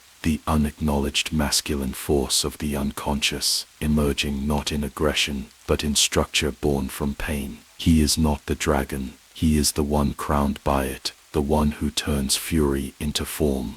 His presence unnerved even the divine. He did not rage, he did not mock, he did not promise annihilation. And it was this that made him terrifying, because the gods, born in noise and motion, could not comprehend silence that meant to act. King Yu's stillness was not hesitation, it was inevitability compressed. The tablet, once in his possession, began to change. Its inscriptions pulsed with new meanings. Old decrees faded, new ones emerged. Time bent in strange ways around him. Oracles saw futures they could not translate. The stars wavered in their courses. The winds carried whispers in voices that did not match the tongues of any known pantheon. And Tiamat watched with pride, not of possession, but of purpose. King Yu was her answer, not just to the murder of Apsu, but to the arrogance of creation. He was not merely her general, he was the counterweight, a god made not to build, but to restore balance through confrontation. And the gods, sensing the shift, began to fear what they could not unmake. Historically, the myth of King Yu would evolve, distorted by generations of scribes, folded into other epics, erased by political necessity. In some versions, he becomes a villain, in others a footnote, but the earliest texts do not hide his magnitude. They place him at the center of destiny itself. And though Marduk will one day rise to challenge him, and the tablet will change hands again, none can deny that, for a time, the fate of the cosmos pulsed beneath King Yu's skin. And it is that moment the priests feared most, not the battle, not the dragon, but the calm before the storm, when the general stood crowned in the abyss, and the monsters bent their knees, and the sea held its breath, because this was not a moment of chaos. It was order reclaimed by the one who had been forgotten. King Yu's form was never described in detail, perhaps because he defied depiction, perhaps because to calm his likeness was to admit his right to rule, but the silence around his image is itself revealing. He was not worshipped, he was not feared, as Tiamat was feared. He was honored by absence, the kind of reverence reserved for truths too dangerous to speak. Some scholars believe the Tablet of Destinies was a symbolic reference to the divine right of kings in Mesopotamian culture, that the epic of Tiamat and King Yu was used to justify the rise of Marduk in Babylonian theology by establishing a divine foe worthy of his ascension. But beneath that interpretation lies a deeper tremor, that King Yu was not just a threat to the gods, but to the myth itself, a mirror held up to the very structure of power, showing that the narrative could be rewritten, and he had the pen. The tablet, the army, the will of the dragon behind him. All of it pointed to a singular truth, that destiny is not written by those who speak the loudest, but by those whom silence has forgotten. And so, as the waves grew still, and the monsters assembled, and the gods watched from the trembling heavens, King Yu stood alone in the center of the abyss. He did not shout, he did not raise his arms, he simply existed, and the cosmos listened, because the salt sea never forgets. Before the storm breaks, there is silence. Not peace, not stillness, something else. A suspension. The moment when the air grows too heavy, when even the insects hide, when breath becomes shallow, and the body forgets why it was ever unafraid. The gods, for all their supposed dominion over the cosmos, knew this moment, and it knew them. One by one, they felt it rise like a tide in their bones. Not the roar of the dragon, not the screams of her army, but the unbearable wordless truth that they had made a terrible mistake. It began as a whisper, a ripple beneath the skin of creation, the tremor at the edge of temples, stars that no longer aligned, winds that carried no scent. The rituals faltered. The priests, though they did not yet know why, began to speak their chants with trembling lips, for somewhere beyond their comprehension, in the abyssal throne room, where salt meets darkness, the gods' forgotten mother had crowned a new heir, and the abyss had responded. The younger gods, born of the first split between stillness and motion, were not built for dread. They were forces of creation, of expansion, of clarity imposed upon chaos. But now, the chaos they had divided from had grown eyes, it had grown form, it had given birth to monsters, it had given the tablets of destiny to a god they did not choose, and it was moving toward them. Anu the Sky Father, whose gaze had once stretched across galaxies, looked down and found only shadow. His word, once binding, now echoed unanswered in the void. His breath, storms and seasons, hung in stasis. The heavens themselves held their breath, for even the stars, it is said, were born of salt. Ea, wise and cunning, the killer of Apsu, now saw the reflection of his crime in every shifting wave. The sea that had once nourished his domain, now seethed with purpose. He had acted in the name of preservation, but preservation built on silence is always a temporary crown. Tiamat had awakened, and she remembered. The gods gathered in council, not with the triumph of victors, but the hushed tones of those facing judgment. They sat in thrones carved from light, surrounded by symbols of dominion, the sun, the winds, the ordered cosmos itself, and none of it felt stable anymore. Every word spoken seemed swallowed by an unseen listener. Every declaration of strength felt thinner than the air it rode upon. That they feared most was not Tiamat's form, terrifying though it was, but her silence. She did not send messengers, she did not negotiate, she did not threaten. She moved, she prepared, she waited, and the gods realized that for the first time they were not the orchestrators of fate, they were the reaction, and they had no strategy. The Enuma Elish describes this moment in soft language, but the implications are clear. Terror crept into the divine. The gods trembled. They, who had shaped earth and sky, now huddled in celestial courts, like children who knew they had broken something sacred. Each looked to the others, hoping for answers none could provide. They had no weapon to match Tiamat's wrath, no warrior to rival King Yu, the terror strong enough to drown out the truth that echoed in their silence. And it was not merely fear, it was despair, for deep within them, they understood that they were not merely at war with a monstrous sea goddess, they were at war with memory, with consequence, with the mother who had watched as they murdered her partner, then ignored her grief. Anu tried to speak courage, to declare war, to name an heir to lead the charge, but none rose. Each god turned away, eyes heavy with shame or terror. The bravest among them still remembered the warmth of her embrace, the peace of her salt womb. How could they now strike against the sea that bore them? Even those who had never known her still felt the pull, that ancient recognition buried deep in divine marrow. She was not merely their enemy, she was their origin, and she was coming. What made it worse was Kingu. He did not shout, he did not burn temples or desecrate shrines. He stood still in the darkness, silent and crowned, with the tablet of destinies thrumming against his chest like a second heart. His stillness was a wound in their plan, an absence where resistance should be, and that absence widened each day. Some among the younger gods suggested retreat, others whispered of bargaining. A few dared to imagine exile, but none of it mattered, because the abyss does not forget, and the sea does not yield. History would later paint the gods as resolute in this moment, that they chose Marduk, that he stepped forth in valor, that he volunteered to face the dragon. But this was not heroism born of courage, it was desperation. The myth of unity at the council is a curtain, behind it was chaos, not the chaos of Tiamat, but the chaos of divine ego cracked under the weight of its own fear. And even the stars, who had long danced to the rhythm of divine command, flickered strangely in the night.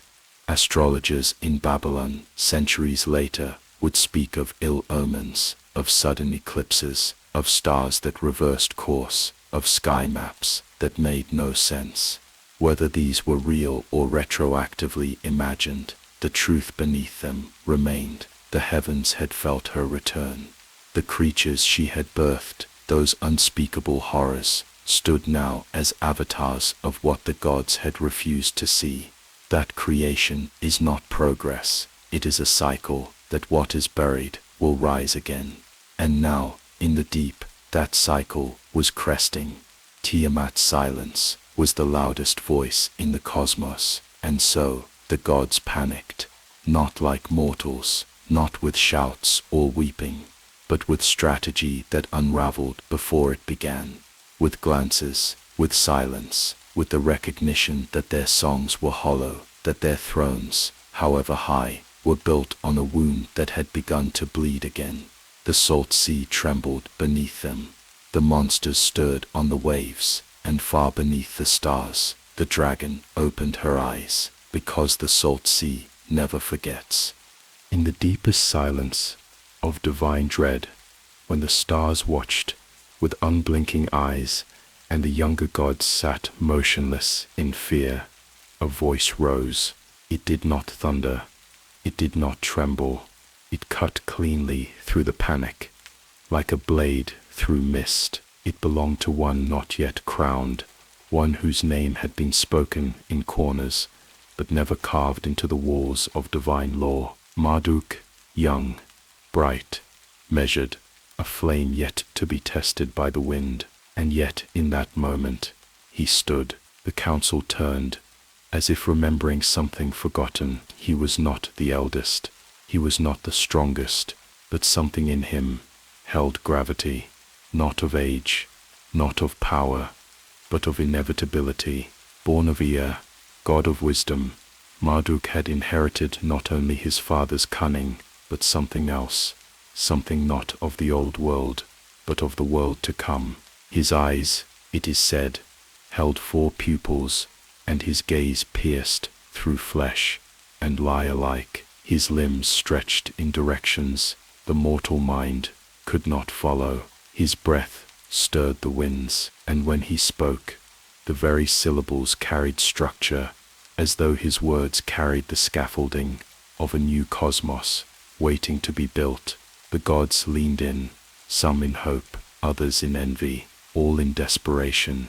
Marduk, still without a throne, still without a title, looked toward the abyss, not as a warrior to a battlefield, but as a son toward his forgotten mother. He did not flinch, and that made the others tremble more than her roar ever had, because they sensed in him not only courage, but the echo of a reckoning.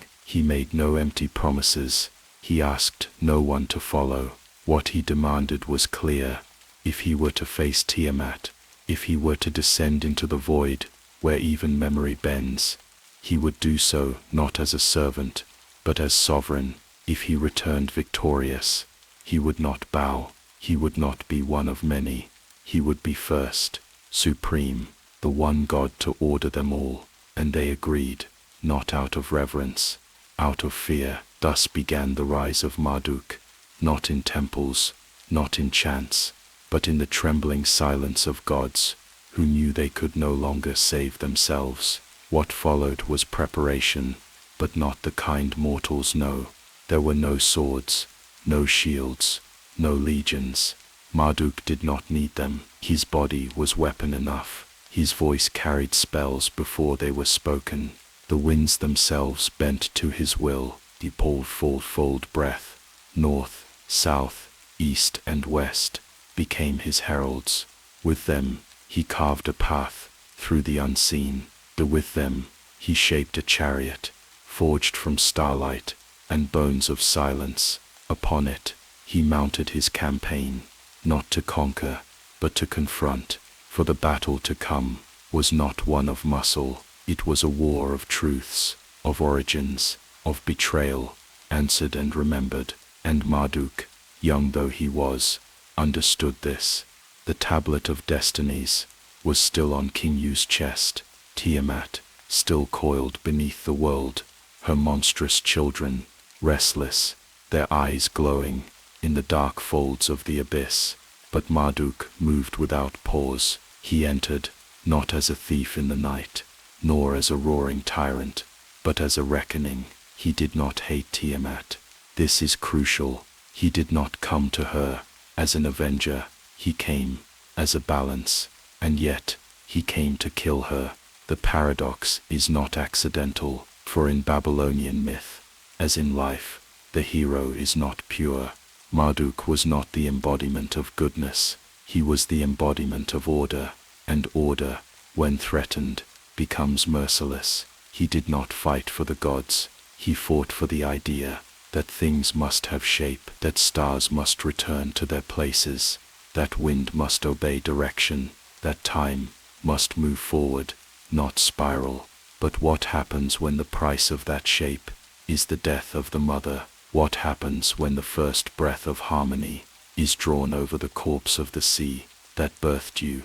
Marduk knew, and still he came. He carried with him the net, a creation woven not of rope, but of concept, a net that could bind chaos, a net that could hold what was never meant to be held, forged from the breath of the elder gods, sealed with spells forgotten, even by Ea.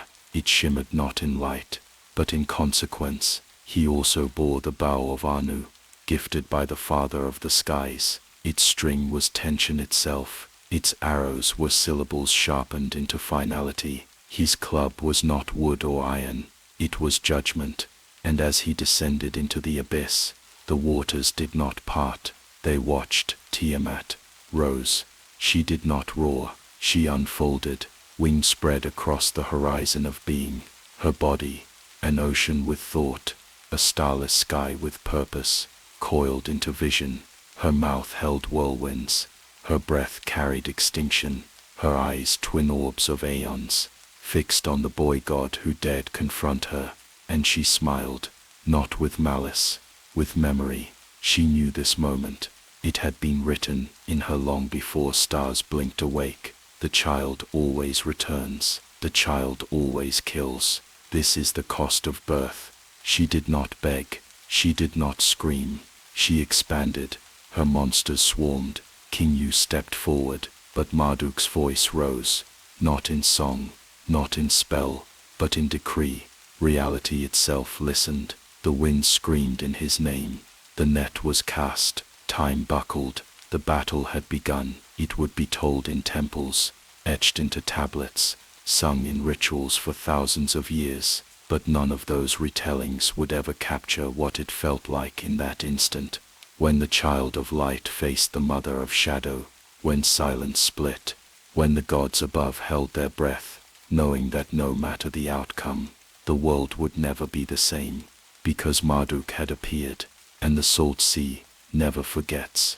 There was a moment before the net was cast, before the bow was drawn, before Tiamat opened her jaws to swallow the stars, when time paused, not out of fear, but out of reverence. The gods, trembling behind their heavenly gates, had already heard the name whispered like fire through the cosmos. Marduk, the young one, the radiant one, the one who did not rise through inheritance or ritual, but through necessity. And necessity has no patience for hierarchy. The council had gathered in the house of destinies, not to strategize, to beg. The weight of Tiamat's return had broken their will, and in their desperation, they turned to the untested son of Ea, with eyes hollowed by fear. They offered him weapons, they offered him praise, they offered him songs that would echo for eternity. But Marduk was not interested in memory. He had seen the trembling thrones. He had heard the silence of Anu, the retreat of Enlil, the self-imposed exile of Ea, who now bore shame in his wisdom. None of them had moved. None of them had faced the abyss. And now they dared to ask the child of order to do what they would not. He said yes, but not as a servant. He would descend into the chaos. He would face the mother of gods in her monstrous form. He would confront Kingu and tear the tablet of destinies from his chest. He would bind the monsters, break the silence, restore shape to a world collapsing into salt and shadow. But in return, he would reign, not as an equal, not as a first among peers. He demanded supremacy, and they agreed, because they had no other choice. The Babylonian texts do not hide this transaction. The Enuma Elish speaks of it plainly. The gods convened and conferred kingship upon Marduk before he faced Tiamat. It was not earned through battle. It was given as a condition. Power first, then victory. The order of things was reversed, and in that reversal lay the birth of empire. The divine court made a bargain, and bargains, as all magicians know, are the oldest magic of all. They gave him their names, their powers, their essences, the winds of the heavens, the judgment of the sky, the oaths of the underworld, each folded into him like threads into a tapestry that would no longer unravel. Marduk was no longer just a god. He became the axis. His form changed. His limbs stretched across the cardinal points. His eyes became four, seeing in every direction. His voice split into fire, breath, command, and silence. Where he walked, the laws of motion rewrote themselves. He was not creation. He was balance imposed by force, not peace, structure. The gods rejoiced with the desperation of those who had sold their future. They named him king. They built a throne of flame, and crystal, and shadow. They gave him the insignias of power, the rod of measurement, the circlet of eternity, the robe of convergence. And he accepted them, not with joy, but with the stillness of one who understands the cost of the crown, because Marduk knew what they did not. This was not a victory, it was a sacrifice. The moment he accepted the condition, he was no longer free. To face Tiamat meant to become what she was not. She was the sea, endless, unknowable, cyclical. He would become the mountain, fixed, unyielding, finite. She was memory. He would be future, and for that, she had to die. But even kingship does not guarantee triumph. The tablet of destinies still pulsed on Kingu's chest, binding time to his breath. The monsters waited beneath the waves, guardians of the storm to come. And Tiamat, mother, sea, origin, was rising, not in wrath alone, but in remembrance.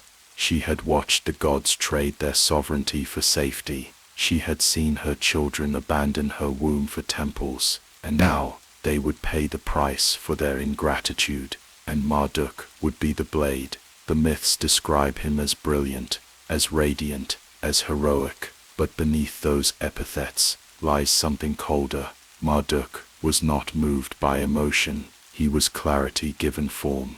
To him, Tiamat was not a mother, she was the rupture, the unfinished equation, the tremor beneath the city walls, and clarity does not grieve what it must remove. So he stepped forward, bearing the full authority of the gods behind him.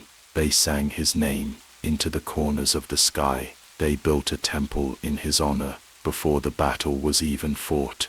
They poured offerings onto altars, not in gratitude, but in fear, because they knew if he failed, there would be no gods left to worship. The old order died that day, not on the battlefield, but in the bargain. When power is granted in exchange for salvation, the one who saves becomes more than a leader, he becomes the system. Marduk would not rule as the gods had ruled. He would not be placated with praise or poetry. His laws would be carved into the bones of creation. His voice would become the architecture of existence. And it all began with a condition. Real-world historians have long debated the meaning of this exchange. Some see it as a reflection of Babylon's rise to power, the myth, an allegory for the political elevation of Marduk over older gods like Enlil or Anu. Others interpret it as a symbolic record of theological centralization, the divine mirror of monarchy. But deeper still is the esoteric truth. The myth reveals the eternal price of structure. To birth order from chaos, something must die, not just the dragon, but the freedom she represented. And so the gods crowned Marduk, not in joy, but in surrender. They gave him their voices, their will, their autonomy, and in doing so, they made him not just a hero, but a necessity. Marduk accepted, not with fire, with silence, because the salt sea never forgets. Before the first strike, before the storm broke the horizon of being, there was a breath. It was not the breath of mortals or gods. It was the breath of the world, holding itself still, awaiting the clash that would rewrite the fabric of all that ever was. And in the heart of that breath stood Marduk, the young god crowned by desperation, anointed not with oil, but with fear, armed not with inheritance, but with clarity. His face did not show triumph. His gaze was not inflamed by pride. It was focused, razor sharp, unblinking, as if he could already see the end carved into the folds of time. Around him, the gods watched, silent, awe-struck, hollowed out by the magnitude of what they had unleashed. They had given him kingship, and with it, the burden of violence, so great it would echo through every age.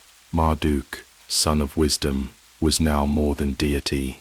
He was architecture, the structure through which reality would flow. But first, he had to face the mother of that reality, and she was not sleeping anymore. Beneath the primordial ocean, her serpentine form writhed through darkness, like a thought too ancient to remember. She was awakening not just in flesh, but in meaning, in every tremor, in every unsettled star, in the nightmares of prophets who could not explain the images that haunted their sleep. She was no longer myth. She was movement, and Marduk prepared. His weapons were not forged in fire. They were distilled from the essence of what must be in order to exist. Each one a symbol, each one a challenge to the primordial truth that chaos was the original breath. The first was the net, not a simple weave of cord or thread, but a conceptual trap designed to hold that which cannot be held. The Babylonians believed in magic as structure, and the net of Marduk was more than a tool. It was geometry bound in purpose. It had been whispered into form by the elder gods themselves. Each strand a syllable of control, each knot a command. It shimmered with invisible light, vibrating with the laws of cosmos, designed to ensnare not just bodies, but ideas. Chaos cannot be slain until it is defined, and the net defined. Next came the bow, a gift from Anu, Lord of the Sky. Its curve mirrored the arc of the heavens, its string taut with tension older than starlight. The arrows it carried were not mere missiles, they were will, symbols of decision, of irrevocable path. Each shot was a pronouncement, a direction carved into the randomness of potential. The bow was not for ranged attack, it was for fate, launched from the divine hand, and flying with the momentum of necessity.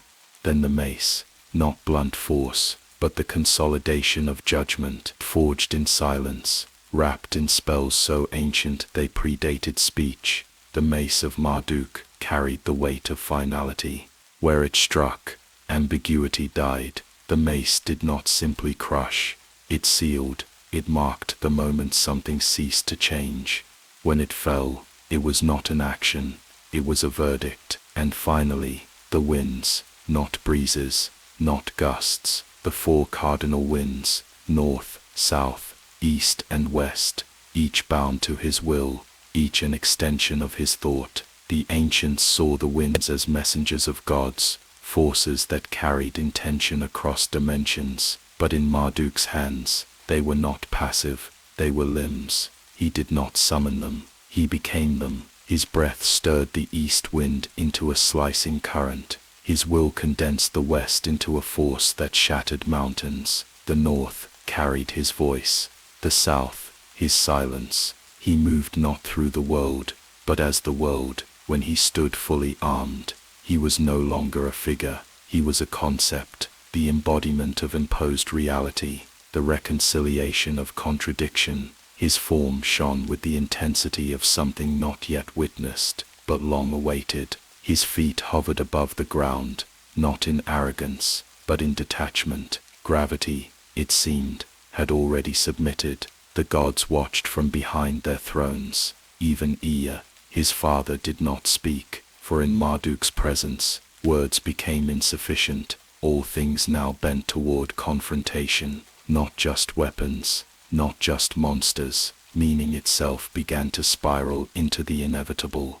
Time twisted tighter, the sky dimmed, the waves hissed with prophecy, and Tiamat stirred. She felt him, not as a threat, as a mirror, a child born not of chaos, but in answer to it. She remembered the first time Apsu had breathed across her surface, the calm, the stillness, the ancient lullaby of union. And now that stillness had returned, but sharpened. Marduk was not her son. He was her consequence, and so she opened. The ocean tore into spirals. Storms broke without origin. Her children, serpent men, bull-headed giants, beasts without name, screamed into the abyss, sensing the war that was not merely against flesh, but against the right to be without shape. Kingu gripped the tablet of destinies. Its pulse grew faster, sinking with a rhythm older than time. The monsters arrayed themselves across the sea, like a nightmare, caught between waking and sleep. And Marduk stepped forward, not as a god, as a scalpel, because the first truth of the Enuma Elish is this: the battle between Marduk and Tiamat is not a war between good and evil. It is the primal dialogue between form and void, between the scream that shatters and the voice that names. Marduk is not the hero of light, he is the edge of a compass, the boundary drawn around the infinite, and the weapons he bore were not gifts, they were necessities. Each item had its counterpart in older myth. The net would become the foundation of Babylonian magic, used in ritual to bind demons and misfortune. The bow would be carved into the sky, a constellation marking divine precision. The winds would become prayers, chants, incantations, and the mace, unnamed in some texts, would echo in every courtroom, every throne, every place where finality is declared. Marduk stood prepared, not just for war, but for transformation, for in the end, the one who defeats chaos becomes the author of its replacement. The gods sang, not in joy, in resignation. They knew that after this battle, there would be no return. Tiamat would not merely die, she would become the foundation, her body carved into sky and sea, her blood turned into time. her essence trapped beneath temples, and Marduk, the one they crowned in fear, would rule not only them, but the very concept of world. And so he took a breath, and the salt sea trembled, because the salt sea never forgets. Silence shattered, not as a sound, but as an event, a rupture in the very skin of creation. The ocean, until then infinite and nameless, surged into form. The stars, long motionless in dread, began to vibrate, and at the center of all things, where memory and destiny collided, two forces met, not as enemies, but as opposites who had always been destined to clash. One, the mother of beginnings, coiled in endless motion. The other, the god of lines, of laws, of the unchangeable, Tiamat.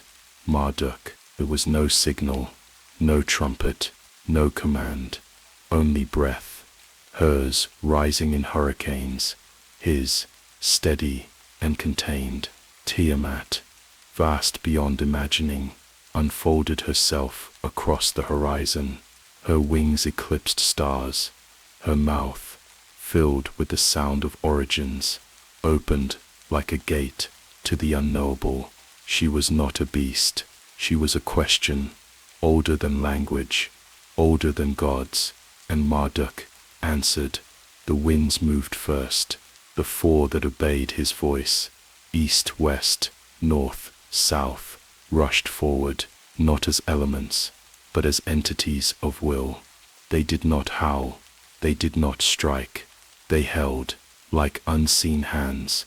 They encircled her body, twisting around her wings, slicing into the ocean itself, until the tides no longer obeyed her rhythm.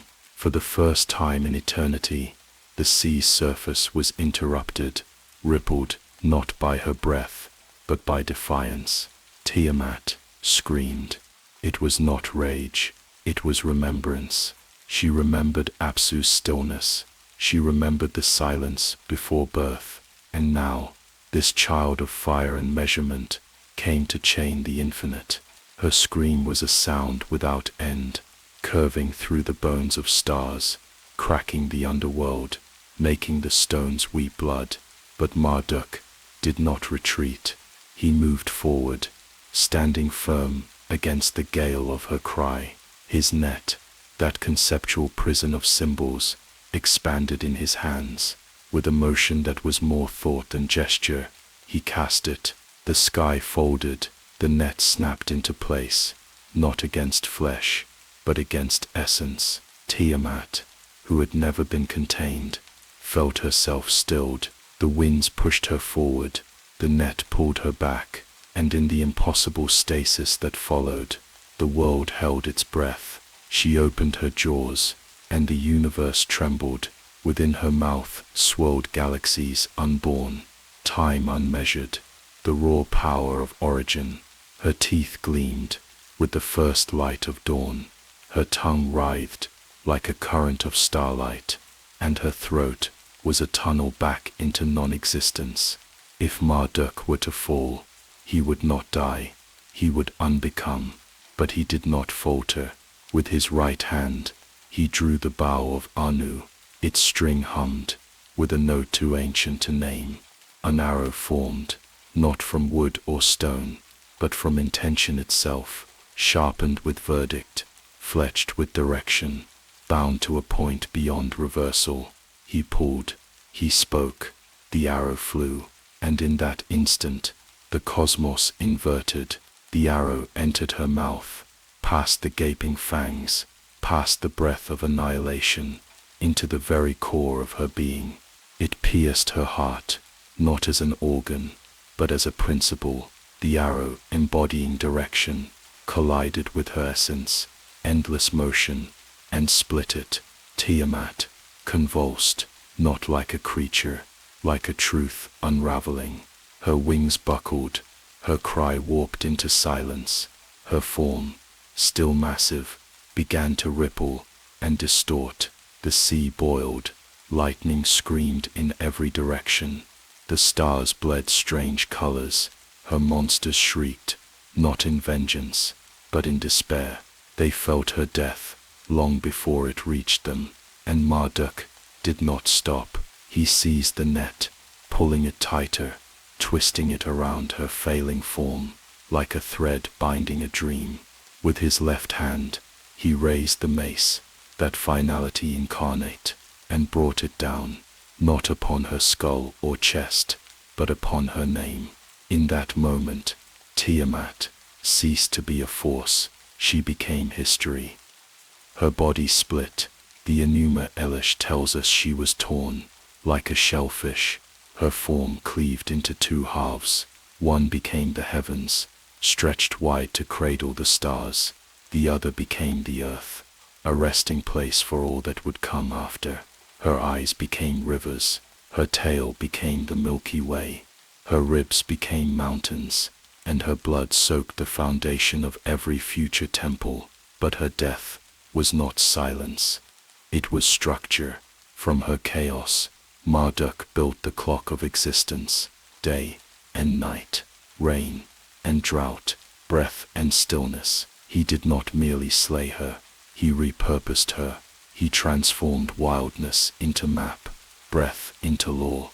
Her defeat was not the end of chaos. It was the captivity of it. A mother who would no longer sing, but serve.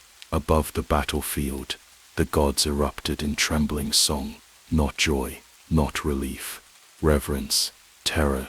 A new age had dawned, not with sunrise, but with dissection. The wind fell still. Marduk stood amidst her remains, not bathed in blood, but in echoes. The salt stung his skin. The silence, after the scream, hollowed the space around him. He had won, but something had changed. He was no longer a god among gods. He was now the architect of aftermath. Below, the monsters scattered. Some would vanish into forgotten corners of myth. Others would become the archetypes of fear across civilizations. Scorpion men, serpent kings, hybrid beasts, haunting the edge of dreams. They carried her echo, and deep within the bones of the earth, in places no ritual dares reach, the fragments of her voice still pulse, not in rebellion. In reminder, Marduk returned to the heavens, not as a warrior, but as a world builder. The other gods bowed, not in ceremony, but in surrender. He had done what they could not. He had slain the mother. He had drawn a line across eternity, and declared, this far, no further. But even he could not erase her completely, because the salt sea never forgets. It did not feel like a victory. When Tiamat's form collapsed upon itself, and her scream was swallowed by silence, the world did not erupt in celebration. There was no chorus of triumph, no clash of cymbals echoing through the heavens. There was only a strange stillness, as if the cosmos had drawn a final breath and now waited to see whether it would exhale or simply hold that moment forever. Her body, colossal, sacred, the origin of all things, hung motionless in the void. And in that void, Marduk stood alone, the architect of an ending that would become a beginning. The myths tell us she was cleaved in two like a shellfish, her endless form split with such divine force that the act itself tore open the blueprints of creation. One half arched upward, stretched wide across the void like a ceiling, the heavens. The other sank downward, pressed into place as the terrestrial plane, the earth. But what those tablets do not tell is how those pieces pulsed for a time after her death, how the gods looked upon her severed form and felt not relief, but disorientation, because Tiamat was not merely a body, she was the current, the breath, beneath all breaths. And now that breath had stopped, Marduk did not weep, he did not tremble. With deliberate hands, he began to shape. Her skull became the vault of the sky, her eyes wide and eternal, became the source of the Tigris and Euphrates, pouring tears that would irrigate the world. Her tail arched and spiraled into the constellation known today as the Dragon, embedded into the stars like a frozen echo of her rage. Her spine became the mountain ranges of the world. Her womb, once the cradle of gods, became the underworld, and her heart, shattered in battle, was never found. Some say it dissolved, becoming the pulse of entropy, forever buried beneath the illusion of order. The transformation was surgical, but not soulless. Marduk moved with the precision of law, but with the gravity of inheritance. He was not only crafting a new world, he was ensuring the old one would never return. For chaos, though slain, cannot be discarded. It must be repurposed, and so he bound her, not with chains, but with destiny. He declared that her remains would form the structure of the new cosmos, that her name would be remembered, not in rebellion, but in foundation. Every field, every hill, every gust of wind, all would whisper her name, even if no one remembered it was hers. It was a world born in blood, but blood is life, and from that crimson offering, stars began to burn again. The ancient Babylonians, who preserved this myth, did not see it as mere poetry.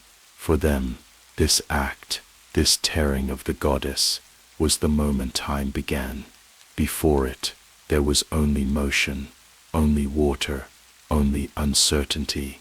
After, there were boundaries, horizons, directions, sky and earth, breath and death, the calendar, the wheel, the temple, all of it born from the division of what once could not be divided.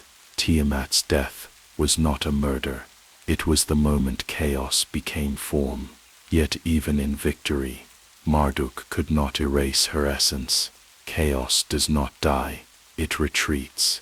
It waits. It seeps into the edges of things, into rivers that overflow their banks, into minds that refuse order, into the shadows cast by the sun he placed in the sky. The dragon was dead, but her children lived, the scorpion men, the storm demons, the shapeless ones that crawl between dimensions.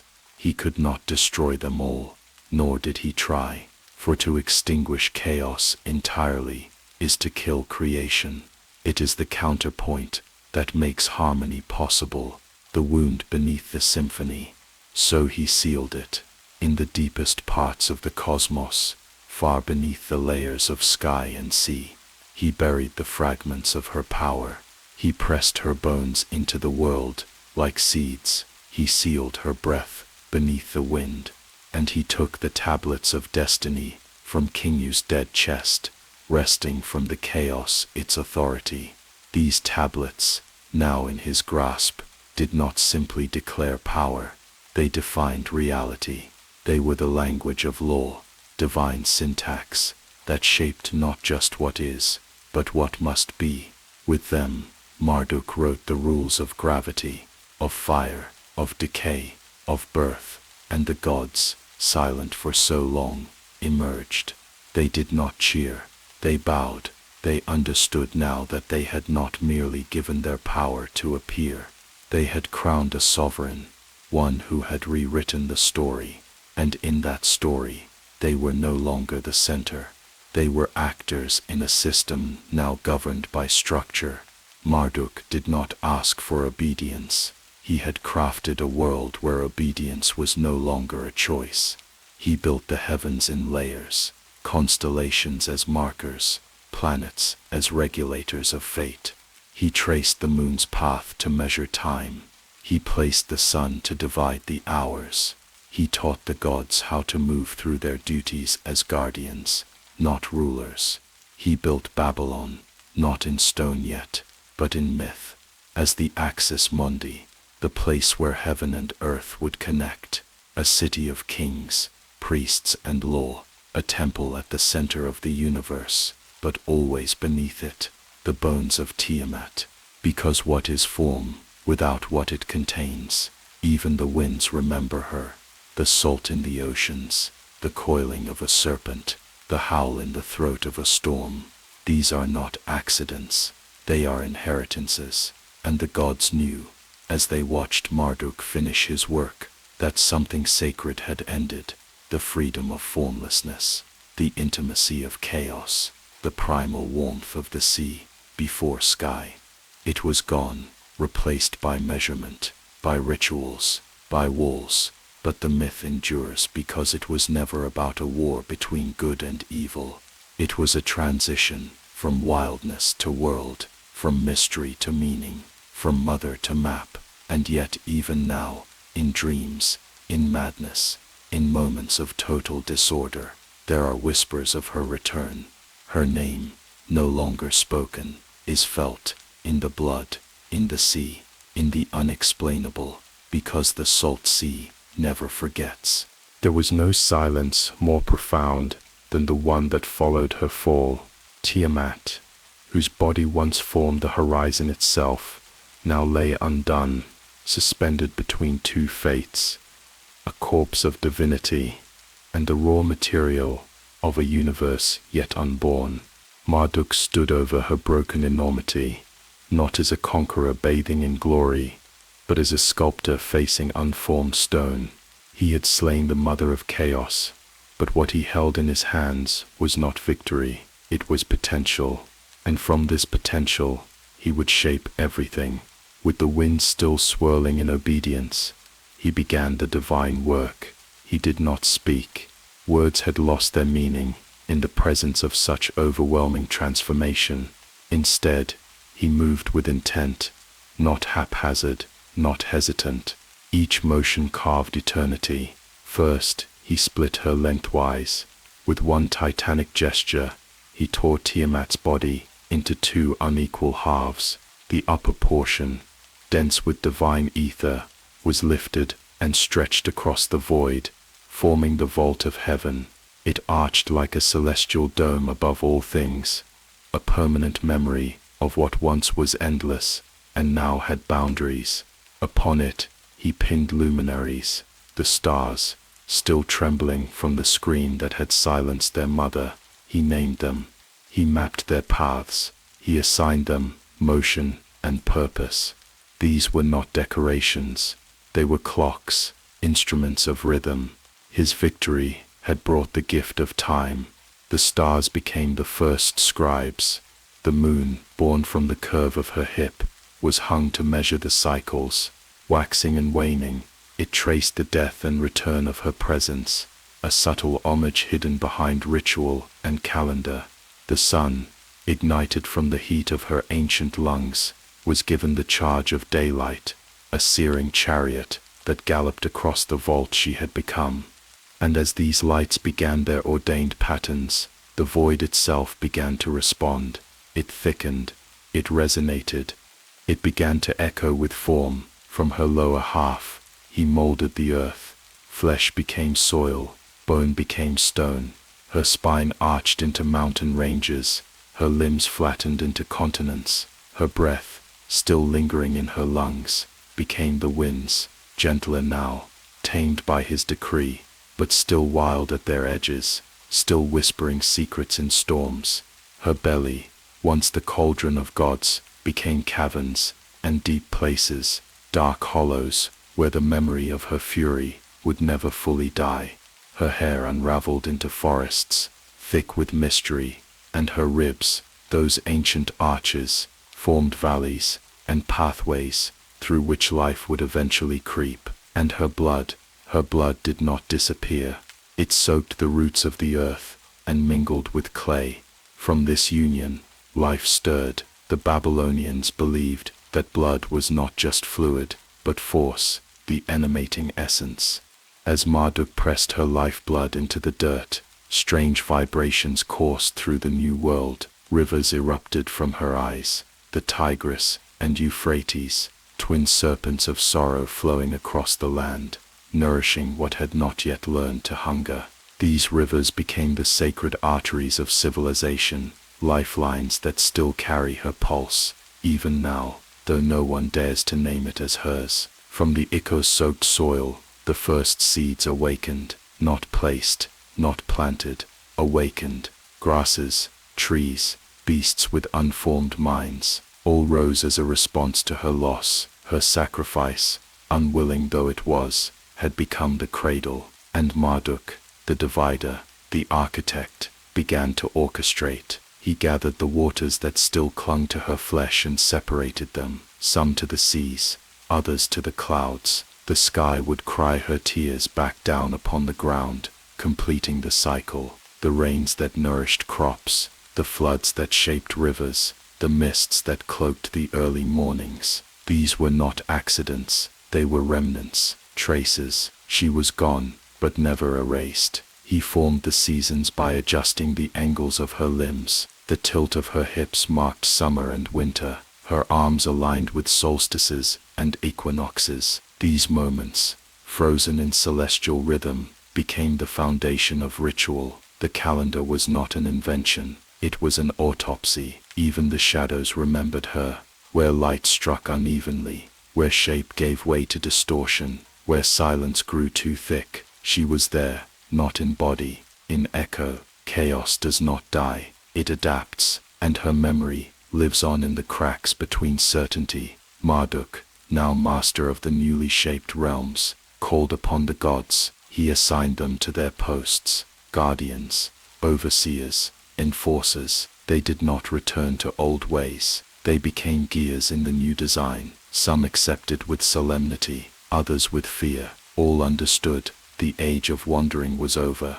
The age of law had begun, and its first law was sacrifice. The myth is more than metaphor. Archaeologists and historians have long marveled at how the Enuma Elish reflects the cosmological understanding of early Mesopotamian society. The world was not seen as a gift, but as a consequence, an ordered result of violent necessity. Temples in Babylon were built with this worldview embedded in their very bricks. Each stone, a reenactment of divine conquest. Each gate aligned with constellations born of her bones. Even the ziggurats, rising in their layered perfection, mimicked the separation of sky and earth. The levels echoed the strata of Tiamat's body. The priests knew it, though they spoke of it in hushed tones. They traced her death in every ritual, every incantation. Her name, no longer uttered, became symbol, and symbols, unlike names, cannot be unmade.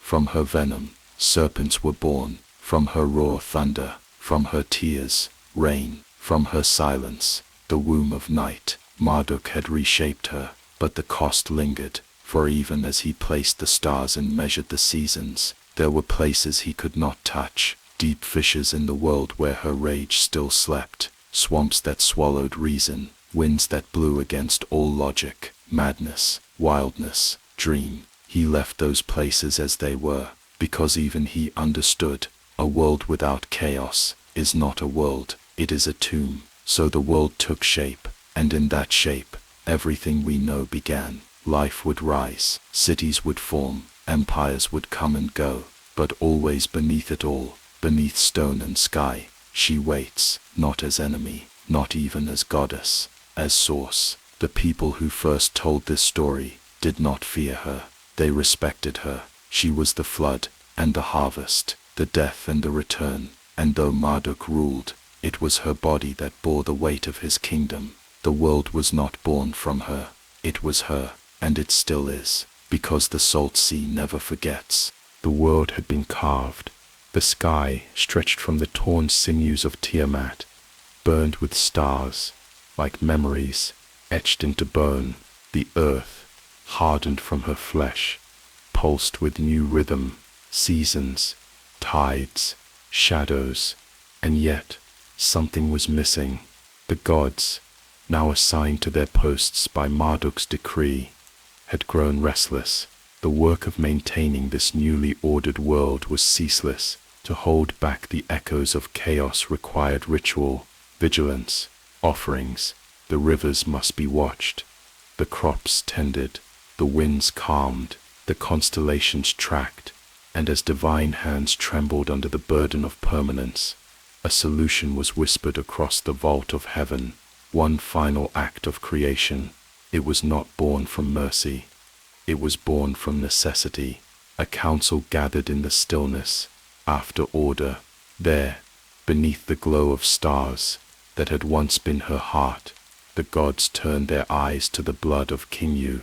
His corpse, discarded and hollow, still pulsed faintly in the dark. King Yu, Tiamat's chosen general, bearer of the tablets of destiny, whose veins once held the authority to command creation, now lay stripped of power, condemned by defeat, drowned in the silence that followed the scream.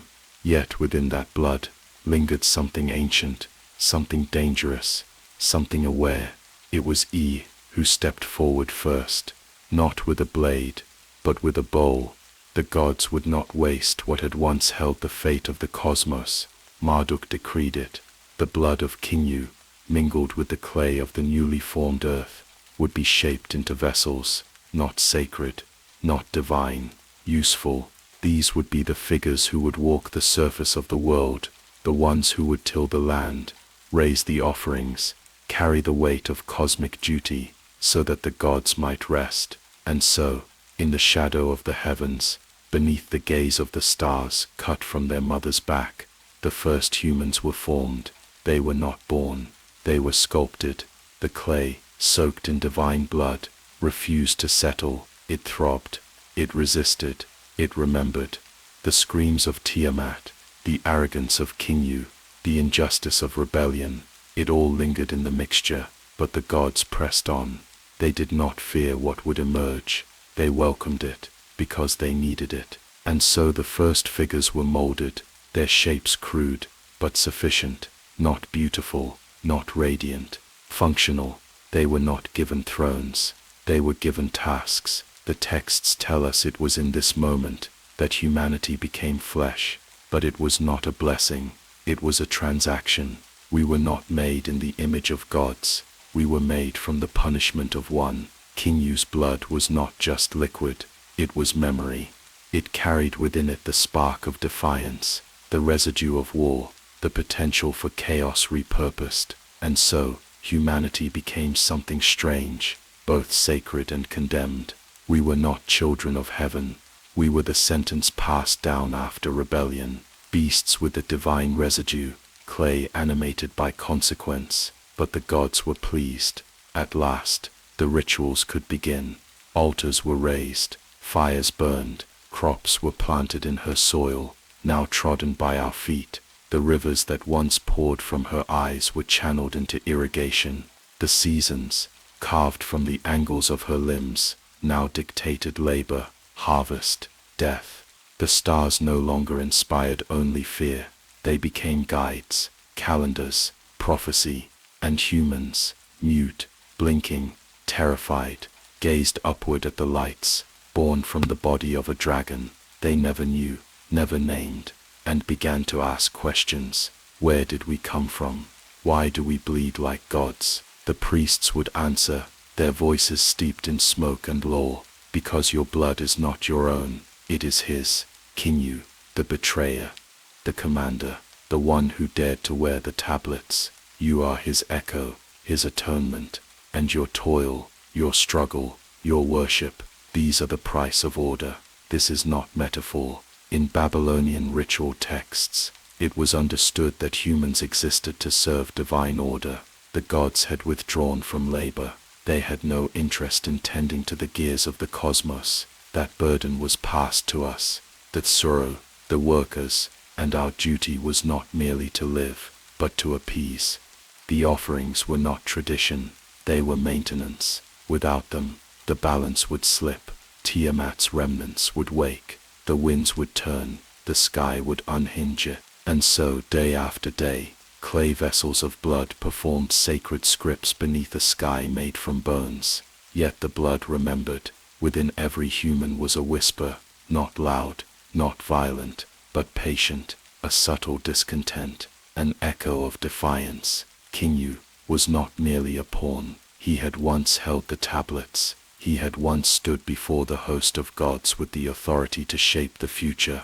And now his legacy walked the earth, in broken form, tending fires, burying dead, kneeling before altars carved from the hips of the slain goddess. But beneath it all, deep in the marrow, there was something else, a flicker, a potential. Perhaps this is why humanity did not simply serve. We built, we questioned, we rebelled, we carved our own names into stone, we painted beasts on cave walls, we looked at the stars and did not see law. We saw stories, the priests feared it, the gods watched, and the blood of Kinyu pulsed. Because we are not just clay, we are consequence. The myth does not end in praise. The Enuma Elish does not conclude with human joy. It concludes with names, with the exaltation of Marduk, king of order, who silenced the scream and raised the walls of Babylon. But hidden beneath that exaltation is a warning, that what was destroyed still lingers,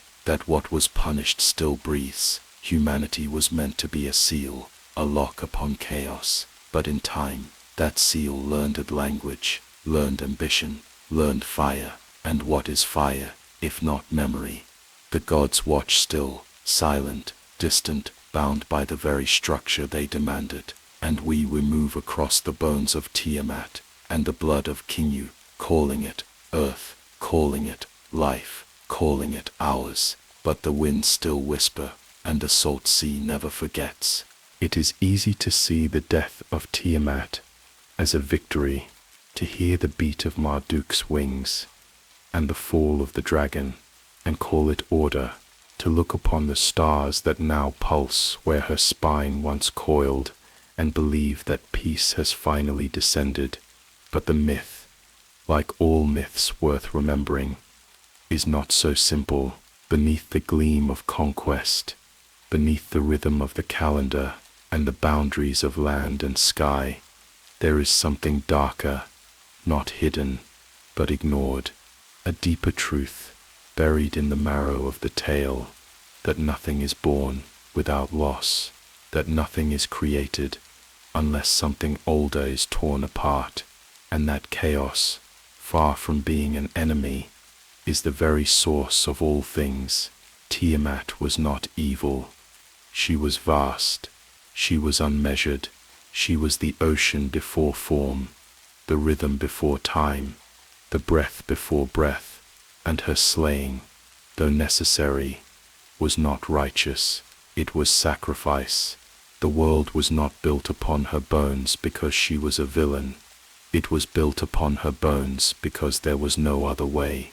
The universe demanded structure, the gods demanded rest, and so she was transformed, not erased, used. This is the essence of the Babylonian worldview, that every structure stands upon ruins, that every temple casts a shadow into what came before.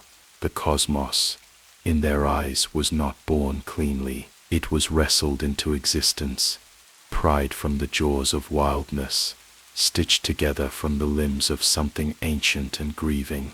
Creation is not light from light. It is light from blood, life from dismemberment. The order of the universe is the aftermath of a murder that never truly stopped echoing. We see this reflected in the clay of the ziggurats, where each tier ascends from dust to heaven, each level a reassertion of dominion. But the foundation, the first stones, were laid in dirt still warm from battle. Rituals reenacted this truth. Priests performed slayings in miniature. Animals sacrificed at altars represented the cosmic dragon, whose death made breathing possible. But it was never about cruelty. It was about memory, about reverence. They did not forget that we owe everything to the shattering of what was, and it did shatter. Tiamat, in her formlessness, held every potential future. Her chaos was not random. It was all-encompassing. In her there were infinite paths. The death of chaos chose one. The current we call time was born, the moment the others died. Marduk's blade was not only a weapon, it was a scalpel, slicing through the possibilities, and leaving only one, the one in which we live. Every second that follows is built upon the silence of those other futures. now folded into the wound of her death. Even the gods understood it. That is why they did not celebrate. They crowned Marduk. They exalted his names. But they did not rejoice. They knew what had been lost. Immortality, in its truest form, freedom unbound, the sea before the shore, and so they buried her memory in the stars, in rituals, in myths retold not as warnings, but as anchors, reminders of the cost. The symbolism reaches deeper still. Consider Kingu, the general, the consort, the bearer of destiny. When he was executed, it was not to avenge betrayal.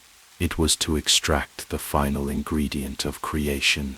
His blood, charged with authority, became the animating force of humanity. And here the myth delivers its most terrifying truth, that we are not simply children of gods. We are born from a fallen rebel, from a being who dared to claim the tablets of fate, who dared to stand beside chaos and speak with divine authority. That is why we suffer. That is why we create. That is why we cannot sit still. We are pieces of unfinished rebellion, molded into forms the gods thought they could contain. But the blood remembers, that sacred fluid, not just red with divinity, but dark with defiance, pulses in every generation. It builds cities. It burns them. It writes laws. It breaks them. It gazes into the sky and dreams not of obedience, but of flight. We are the echo of the unchosen path, the children of what might have been, and that too is creation. Destruction is not the end. It is the transition. The tearing down of walls makes room for new rooms. The fall of towers clears the sky. The myth reminds us that even gods must destroy what came before to build what must come next. Marduk did not hesitate. He did not mourn in the open. But he knew. He understood. He did not simply kill Tiamat. He repurposed her. He gave her death meaning, and through that, given meaning to everything that followed. That is why the sea remains sacred. Not because it is beautiful, because it is her. It is what remains of her breath. It resists boundaries. It floods borders. It devours order. It is not evil. It is memory. Every crashing wave is her laughter. Every storm is her sigh. And when we stand at the edge of the ocean, feeling the pull of something ancient and nameless, it is because we are not strangers to chaos. We are made from it. We return to it. We dream of it. Even in modern traditions, this symbolism survives. In alchemy, destruction is the first stage of transformation. The nigredo, the blackening, before the gold, the burn. In Hindu cosmology, Shiva the destroyer is also the one who paves the way for rebirth. In the Gnostic texts, the creator god is not pure. He is a being who usurped the void. In every corner of mythology, from the Aztecs to the Norse, there is a moment when the old world must burn for the new to rise. This is not coincidence. This is inheritance. Tiamat was not a myth of savagery. She was the mirror, the deep, the mother who bore too much, and her death is not a warning. It is a law that every great thing comes at a cost, that every act of creation is preceded by a fall, a rupture, a scream. We are taught to fear chaos, but the Babylonians, in their wisdom, did not erase it. They sanctified it. They traced its story into the stars. They whispered her name in the silence between words, and they taught, without fire, no light, without blood, no birth, without death, no world. We walk on the remains of a goddess. We breathe the laws carved by a god who killed her, and within us, burning quietly behind the eyes, is the memory of both. Tiamat never truly died. Though Marduk shattered her body and cast her remnants across the cosmos, her essence persisted, not in temples or tablets, but in the cracks between things, in the dreams that burn too hot, in the storms that rise without warning, in the tremor beneath a calm surface. And while the ancient priests of Babylon buried her beneath the weight of law and order, modern seekers have begun to dig her up, not in the soil, but in the soul. She has returned, not as a dragon of flesh, but as a shadow on the edge of consciousness, an archetype rising from the deep well of the collective psyche, her scales now stitched from symbolism, her breath thick with forgotten power. In esotericism, Tiamat has become more than a myth. She is the embodiment of alchemical dissolution, the black dragon that must be faced before the gold is found. In the language of transformation, she is the crucible, the breaking, the necessary death before rebirth. Occult practitioners recognize in her not merely chaos, but the sacred darkness from which all potential emerges. She is not disorder without purpose. She is entropy with intention, the force that dismantles illusions so that truth can be glimpsed. Carl Jung never named her directly, but in his explorations of the shadow, that repressed, primal part of the self, her silhouette is unmistakable, the devouring mother, the storm-bearing womb. She is the repressed memory that claws its way back into the light, the part of the psyche that must be acknowledged, integrated, or else it will destroy from within. And as modern psychology dances ever closer to ancient symbolism, more and more seekers are beginning to understand Tiamat is not a threat, she is a teacher. She appears now in rituals of self-initiation, not as an idol, but as a presence. Her name is intoned not in fear, but in reverence. Those who walk the left-hand path, the esoteric traditions that embrace the shadow as sacred, call upon her in rites of ego death.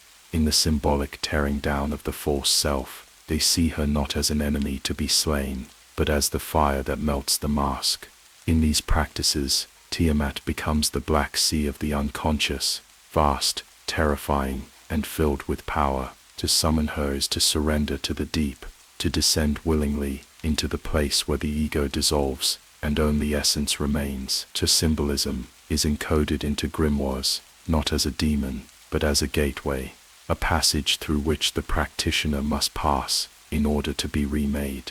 She is the churning void before the world was named, and in her waters many drown, but those who emerge changed. Her trials are not physical, they are spiritual, psychological, mythic. She appears in dreams as the sea serpent coiled around the stars, in visions as the mother whose eyes see too much. Her challenge is always the same: shed the skin, surrender the lie, face the depth. Modern witchcraft has embraced her too, particularly among those who align with primal feminine energy. Tiamat has become a symbol of sovereignty, of wrathful creation, of power that does not ask for permission. In contrast to sanitized goddess archetypes, the mother, the maiden, the gentle healer, Tiamat is raw, bleeding, and unapologetic. She births and destroys in the same breath, and in a world that seeks to suppress that duality, she becomes a weapon of reclamation. Her blood pulses in the rituals of chaos magicians, who seek power, not through structure, but through breaking it. To them she is not a relic of Mesopotamia, she is a current, a force. They do not read about her, they meet her, in trance, in silence, in the wild parts of themselves that do not fear the storm, but long to become it. In Kabbalistic interpretations, she has even been associated with the Tium, the deep, the void that preceded creation. Genesis 1:2 speaks of the deep over which the Spirit of God moved. That deep in Hebrew is Tium, a feminine word echoing the phonetic breath of Tiamat. Some scholars suggest that the biblical authors did not erase her entirely, but veiled her, hid her in sacred language. And so, while her name may have been stripped from the liturgies, her essence remained, encoded into the mythos of light overcoming darkness. But in esoteric circles, the light is not the only teacher. The deep is sacred too. Even in modern occult literature, her name resurfaces. Kenneth Grant, the British occultist who extended the teachings of Aleister Crowley into the realm of dark lunar gnosis, spoke of primal forces that predate form, feminine, chaotic, erotic in their unknowable vastness. While he never directly invoked Tiamat, the presence he described, that abyssal womb of stars, fits her shape perfectly. She becomes not a goddess, not a monster, but the primal current behind all awakening, the black tide that sweeps away the false and leaves only the real. This is the lesson she brings, that creation is violent, that awakening is a rupture, that there is no transformation without disintegration. The old self must drown, the illusions must be shattered, the masks must be burned, and only then, in the ashes, does the true form rise. Tiamat does not whisper comfort, she roars truth, and those who listen are never the same. In the age of rising spiritual awareness, she calls again, not from temples, but from within. She stirs in anxiety, in breakdowns, in the moment when everything safe begins to crumble. She is not the cause of ruin, she is the voice beneath it, asking, "Are you ready to begin?" And those who answer, those who do not flee but descend, they find her, not as dragon, not as queen, as reflection, as power, as the truth we feared we could not hold. Even the earth remembers her. Volcanoes that bleed fire, oceans that swallow islands, storms that rewrite coastlines. She is not evil, she is the pulse of becoming, and in her, we are always beginning, because change is not clean, and power does not whisper, it howls. The sea has always called us back, long after the last temple to Marduk crumbled into dust, long after the chants of the Enuma Elish fell silent beneath newer myths. The ritual memory of the sea remained, not in scripture, but in the spine, in instinct, in the trembling that comes before transformation, the salt water in our blood, the tears in our eyes, the sweat on our skin. All of it whispers of an origin far older than civilization, far older than form. And when change calls, real change, the kind that demands something be broken, the body remembers where it began. To return to the waters is to return to chaos, and in esoteric rituals across cultures, that return is not feared, it is summoned. Salt and water are not symbols of purity alone, they are relics of the abyss, fragments of the ocean that once had no name. They are the memory of Tiamat, distilled, and when brought together in sacred rites, they do not cleanse in the way soap cleanses, they undo, they strip away what is false, they dissolve the shape so that a new one can emerge. In the ancient Babylonian world, water was more than necessity, it was a doorway. Rituals of lustration, the ceremonial washing of the body, were practiced not to remove physical dirt, but to restore cosmic alignment.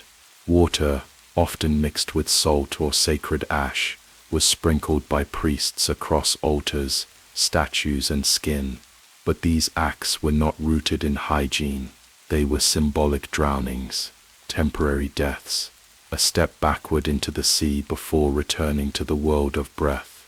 To be bathed was to be reabsorbed by Tiamat, not as a punishment, but as a rebalancing, a surrender to what came before. In modern esoteric traditions, the salt ritual persists. Chaos magicians often begin their workings with a circle of salt, not to keep spirits out, but to draw the boundary between the world of rules and the place where they are unmade. Salt does not merely protect, it consecrates, it holds memory. The sea dried into dust, and to step across it is to commit to the dissolution of what no longer serves. In many lunar rites, salt and water are blended in a chalice and stirred clockwise, mimicking the spiral of galaxies, of hurricanes, of wombs. When drunk, this mixture is not refreshment, it is a pact, an agreement to descend, and when the descent begins, objects must break. This is another layer of the ritual, the shattering, mirrors, plates, clay vessels. Each item, before being destroyed, is named not with words, but with meaning, a habit, a belief, a version of the self that has calcified. To break the object is to break the agreement with that form. The Greeks practiced a version of this in their funerary rites. Plates smashed at gravesides were not gestures of grief, they were ruptures, a symbolic cutting of the tie between this world and the one beyond. Something must be destroyed, so something else may be released. The same is true in Afro-Caribbean traditions. In some Santeria and Vodou ceremonies, clay pots, sulpuras, house the spirits. But when the pact ends, when the initiation completes, or the offering is denied, the pot is shattered, not discarded, not hidden, broken. The spirit is released back into the ether, the body of the god undone, so it may be reborn again. This echoes Tiamat's myth exactly, the body of the divine, torn apart, not in hate, but to shape the world. Even in modern psychological therapies, we see the echo. Gestalt practices ask patients to destroy symbols of their pain, write the name, burn the paper, tear the photograph, drown the letter. We say this is catharsis, but in truth it is ritual, the ancient memory of transformation through destruction, of breaking the object to break the pattern. Tiamat watches in silence, as another mask is cracked. In dream work, water often signals unconscious emotion, or the return to something primal. When floods appear in the inner world, they are not random, they are Tiamat reasserting her shape. Jingian analysts speak of the regression to the mother, not as a weakness, but as a return to potential. The dark water is the womb, the dragon is the guide, and when the dreamer survives the flood, they do not return as they were.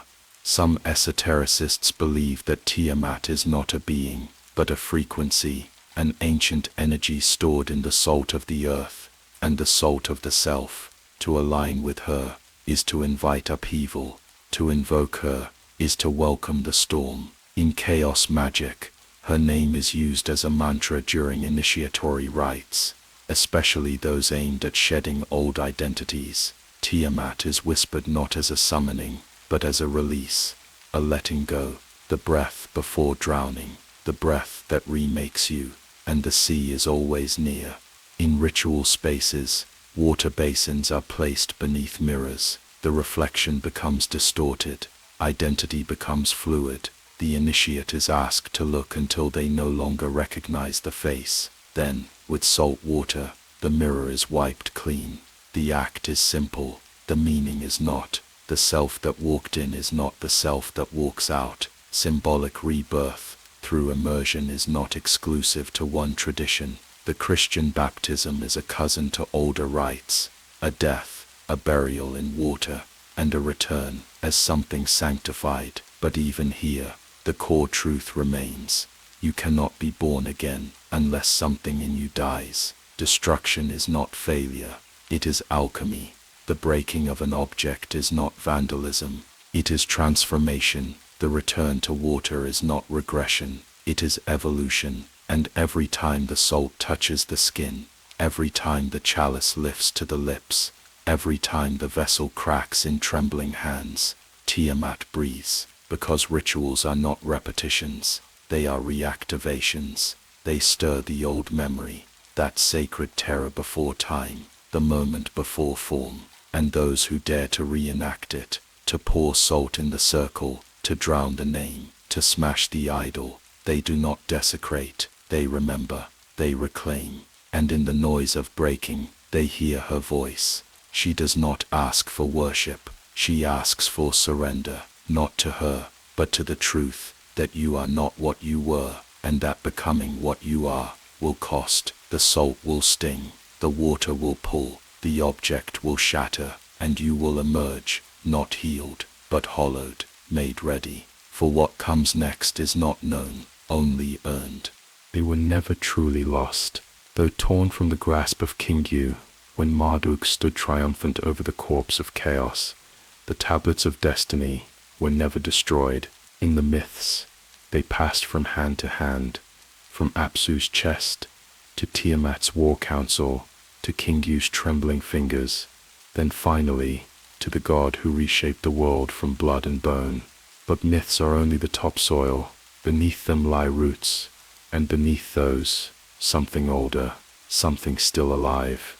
The tablets of destiny are not objects of stone or gold, nor mere symbols of divine authority. They are blueprints, codes, keys, tools for shaping the very scaffolding of reality.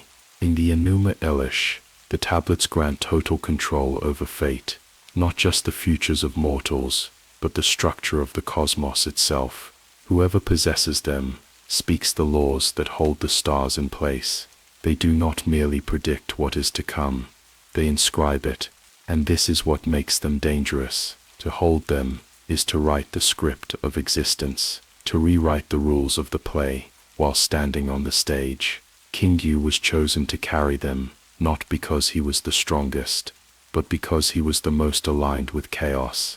He was the one who could speak the old language, the current beneath language, the current that moved before speech. But he could not hold them, not because he was weak, but because he did not understand their burden. The power to command destiny demands not hunger, but clarity. And it was Marduk, born of wisdom and storm, who finally seized them and reshaped the heavens with their power. He wrote the sky as law. He carved the calendar into the bones of the world, and the era of divine order began. But the tablets were never just for gods. Across esoteric traditions, fragments of their meaning have surfaced, encoded in ritual, encrypted in symbols, buried in the bones of grimoires. They appear not as physical objects, but as states of being, as internal mechanisms unlocked through discipline, initiation, and the destruction of false identities. The tablets in this understanding are the inner architecture of will, the invisible glyphs, etched into the mind that once uncovered, allow one to speak directly to reality. Chaos magicians refer to this as gnosis, the moment of pure focused intention, when the conscious mind dissolves and a deeper command emerges. In this moment, the magician becomes the author. Words are no longer prayers, they are codes. Spells become scripts. Ritual becomes writing, and the world obeys. In Babylonian temple rites, the high priest would approach the innermost chamber and recite invocations not to request divine favor, but to activate alignment. These were not pleas. They were affirmations of truth, of divine command over cosmic function. In some texts, it was believed that the priest, if purified and prepared correctly, could access the actual resonance of the tablets, a vibration that shaped the fabric of things. These rituals were long, secretive, filled with precise movements and guarded words. To speak incorrectly was to fracture the link. To speak correctly was to make the world move. Modern esoteric traditions reinterpret the tablets as archetypal tools of mind and will. They are not carried, they are opened. Within meditation, trance, or ceremonial magic, practitioners report visions of layered scripts, shifting alphabets, ancient geometries, tablets of burning light, inscribed with vibrating glyphs. These are not hallucinations, they are symbols of access, moments when the veil thins, and the practitioner sees not what is, but what can be written. Some compare them to the Akashic records, the theoretical cosmic archive of all thoughts, events, and potentials. But the tablets are not passive memory. They are active command. To touch them is to stand before the engine of becoming, not to observe it, but to change its direction. This is why they are feared. In myth, only gods could hold them. In ritual, only the initiated may approach them. To the unprepared, they bring madness, the weight of too many futures, the scream of infinite choices collapsing at once. But to those who walk the path with fire and silence, they are revelation. Salt rituals often precede this work, not because the salt purifies, but because it grounds. The practitioner must first dissolve, as all things do before the deep, and then return stabilized. From there, the ritual begins. A sigil is drawn, a name is spoken, the air thickens. In certain lineages of Hermeticism, this rite is called inscribing the will. The magician becomes scribe and scepter. What is desired is not wished, it is written. In this space, fate is not a river, it is a surface, and the pen is power. The tablets appear in other traditions too, veiled, remaimed, scattered like broken mirrors across the mystical world. In Kabbalah, the Sephirot are seen as divine emanations that shape the tree of life, each one a force of will and creation. In Telema, Aleister Crowley spoke of the Book of the Law, a text dictated not written, inscribed in fire from a higher plane. In Chaos Magic, personal sigils act as micro-tablets, each one an encoded command sent into the subconscious, which then speaks it into reality. But the tablet is not the symbol, it is the act. To open the tablet is to step beyond fate and speak it instead. To hold the tablet is to stop asking permission. Those who seek them in the outer world will never find them. They are not hidden in ruins or under sand. They are folded into silence, into the dark behind your eyelids, into the moment when your thoughts fall away and something else begins to speak. That voice, not yours, but born of you, knows the language. It does not beg, it commands. Some say this is dangerous, that fate must be followed, not changed. But the Babylonian gods did not follow. They killed chaos and carved time from her body. They rewrote the story in the blood of their enemies. And Marduk, the god of order, did not win by waiting. He held the tablets and wrote the world. We are made in that image, and the blood in our veins, that echo of Kingu, remembers what it means to hold power that terrifies even gods. In our dreams, the tablets call. In our crises, they rattle beneath our ribs, and when we are ready, truly ready, they appear, not as relics, as mirrors, as choices, as pages yet to be written. They were never truly lost, though torn from the grasp of Kingu. When Marduk stood triumphant over the corpse of chaos, the tablets of destiny were never destroyed. In the myths, they passed from hand to hand, from Apsu's chest to Tiamat's war council, to Kingu's trembling fingers, then finally to the god who reshaped the world from blood and bone. But myths are only the topsoil. Beneath them lie roots, and beneath those, something older, something still alive. The tablets of destiny are not objects of stone or gold, nor mere symbols of divine authority. They are blueprints, codes, keys, tools for shaping the very scaffolding of reality. In the Enuma Elish, the tablets grant total control over fate, not just the futures of mortals, but the structure of the cosmos itself. Whoever possesses them speaks the laws that hold the stars in place. They do not merely predict what is to come, they inscribe it, and this is what makes them dangerous. To hold them is to write the script of existence, to rewrite the rules of the play.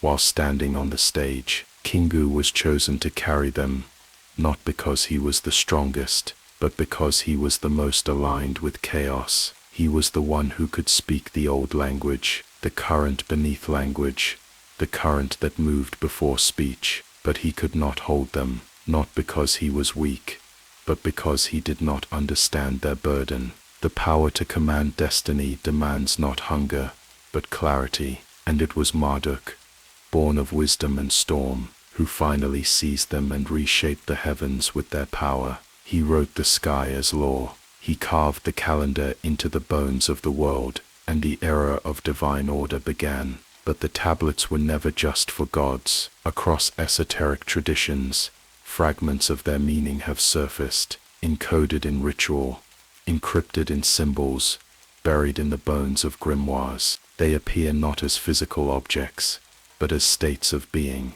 as internal mechanisms unlocked through discipline, initiation, and the destruction of false identities. The tablets in this understanding are the inner architecture of will. The invisible glyphs, etched into the mind that once uncovered, allow one to speak directly to reality. Chaos magicians refer to this as gnosis, the moment of pure focused intention, when the conscious mind dissolves, and a deeper command emerges. In this moment, the magician becomes the author.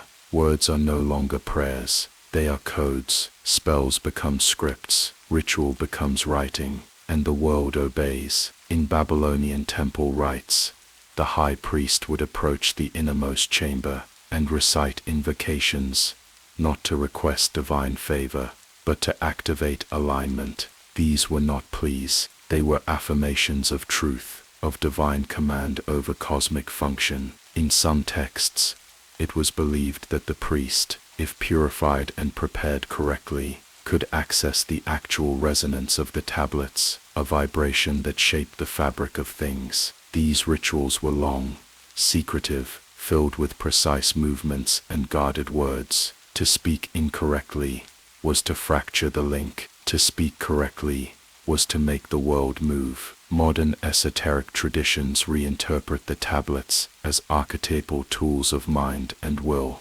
They are not carried, they are opened within meditation, trance, or ceremonial magic. Practitioners report visions of layered scripts, shifting alphabets, ancient geometries, tablets of burning light inscribed with vibrating glyphs. These are not hallucinations, they are symbols of access, moments when the veil thins, and the practitioner sees not what is, but what can be written. Some compare them to the Akashic records, the theoretical cosmic archive of all thoughts, events, and potentials. But the tablets are not passive memory, they are active command. To touch them is to stand before the engine of becoming, not to observe it, but to change its direction. This is why they are feared. In myth, only gods could hold them. In ritual, only the initiated may approach them. To the unprepared, they bring madness, the weight of too many futures,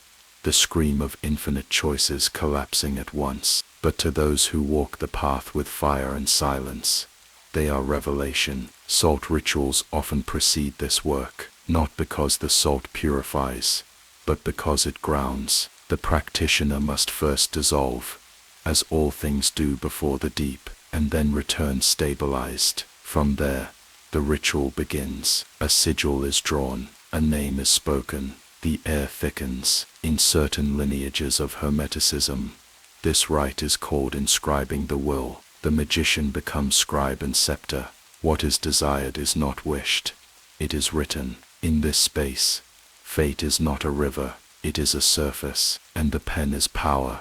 The tablets appear in other traditions too, veiled, renamed, scattered like broken mirrors across the mystical world. In Kabbalah, the Sephirot are seen as divine emanations that shape the tree of life, each one a force of will and creation. In Dilemma, Aleister Crowley spoke of the Book of the Law, a text dictated not written, inscribed in fire from a higher plane. In Chaos Magic, personal sigils act as micro-tablets, each one an encoded command, sent into the subconscious, which then speaks it into reality. But the tablet is not the symbol, it is the act. To open the tablet is to step beyond fate and speak it instead.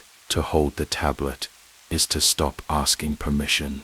Those who seek them in the outer world will never find them. They are not hidden in ruins or under sand. They are folded into silence, into the dark behind your eyelids, into the moment when your thoughts fall away and something else begins to speak. That voice, not yours but born of you, knows the language. It does not beg, it commands. Some say this is dangerous, that fate must be followed, not changed. But the Babylonian gods did not follow. They killed chaos and carved time from her body. They rewrote the story in the blood of their enemies. And Marduk, the god of order, did not win by waiting. He held the tablets and wrote the world. We are made in that image, and the blood in our veins, that echo of Kingu, remembers what it means to hold power that terrifies even gods. In our dreams, the tablets call. In our crises, they rattle beneath our ribs. And when we are ready, truly ready, they appear, not as relics, as mirrors, as choices, as pages yet to be written. There was a time when she was only a monster, when her name meant threat, when her form, twisting through the mythic sea, was spoken with the same hush reserved for curses. The serpent of chaos, the dragon of destruction, the enemy of order, but names like weapons can be taken back, and Tiamat, drowned for millennia beneath the stories of victors, is rising again, not in temples of stone, but in the temples of flesh and blood, bone and breath.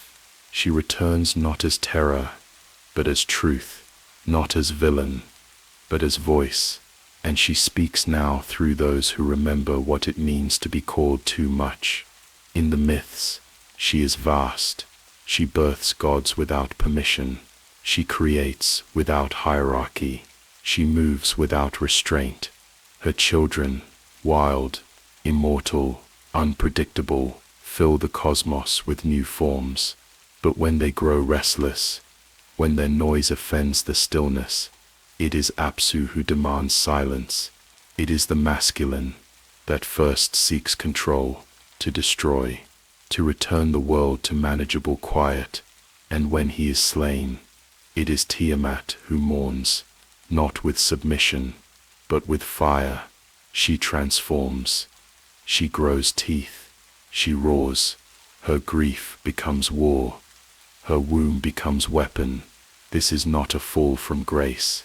This is a refusal. She will not be made small.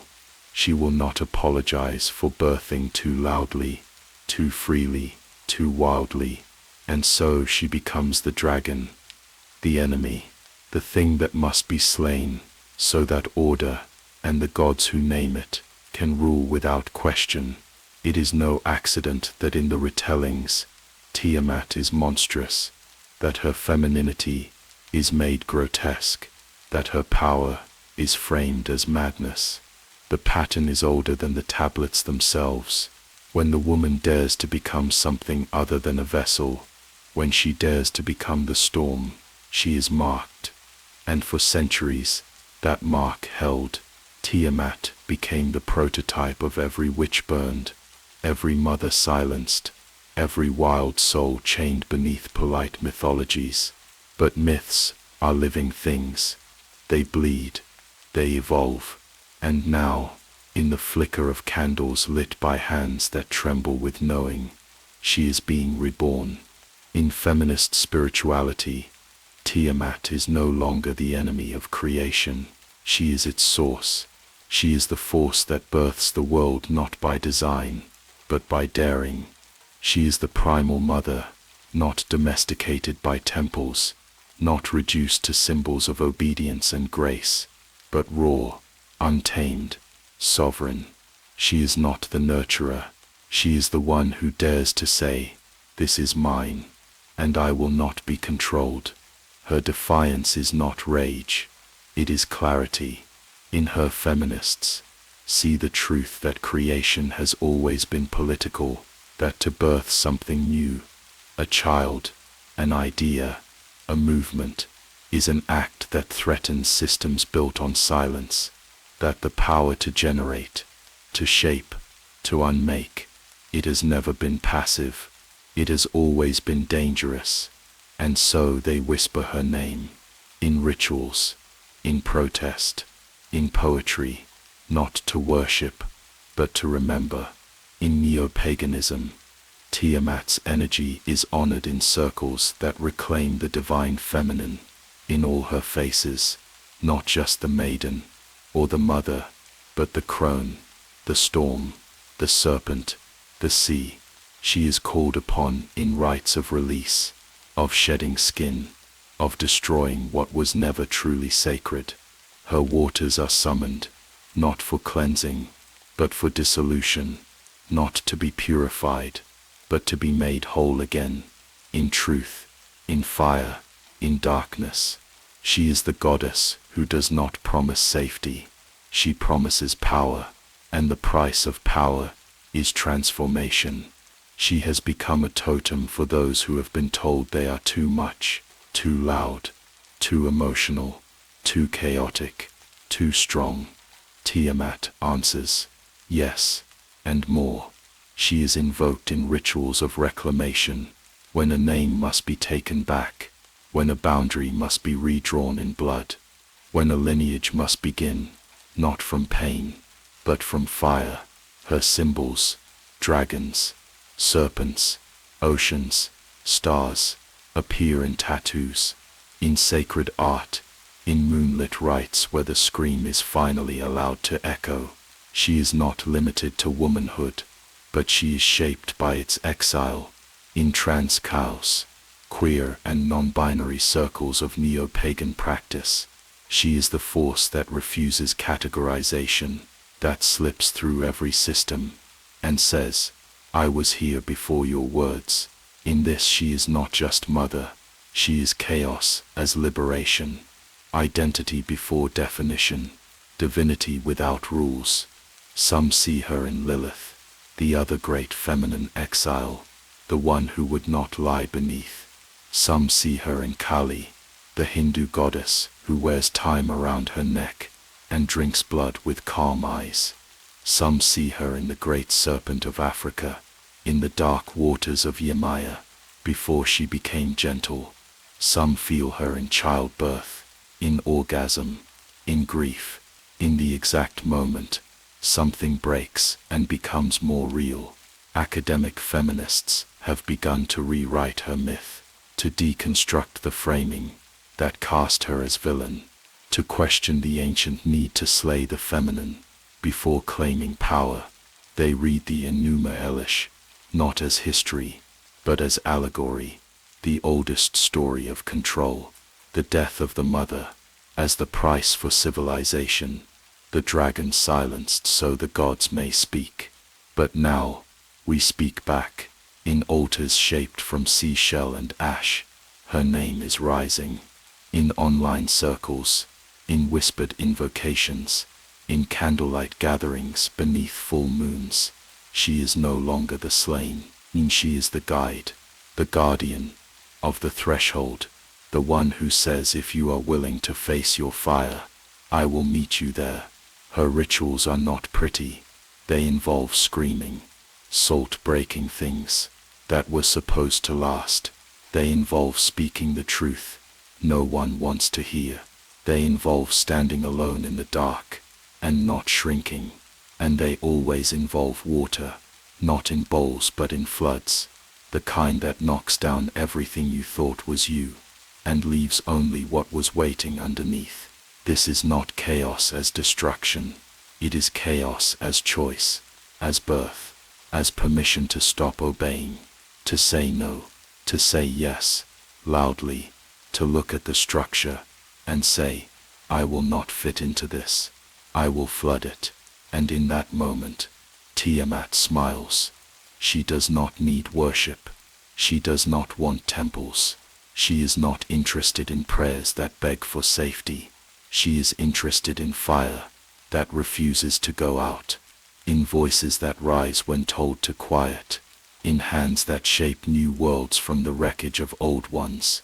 She is the moment when the tide turns, the moment when the name you were given is not the name you keep, the moment when you become, because the salt sea never forgets, and neither do you. It begins with a scream, not of fear, but of birth, a rupture in silence, a tearing in the fabric of what was, the end that signals the beginning. And though we are taught to separate creation from destruction, to fear the flame and worship the form, the myth of Tiamat teaches something older, darker, and truer, that nothing is born without a breaking, that the world itself emerged, not from peace, but from chaos torn open, that ruin is not the enemy of creation, it is its mother. Tiamat is not slain for evil, she is slain for order. Her body stretched and gutted becomes the heavens and the earth. Her eyes weep the rivers, her ribs arch into mountains, her roaring mouth becomes the wind.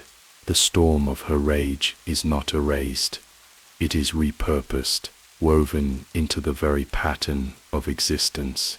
And so from her death, a world is born, a world built on violence, yes, but not meaningless violence, sacrificial, transformative, terrifying in its necessity.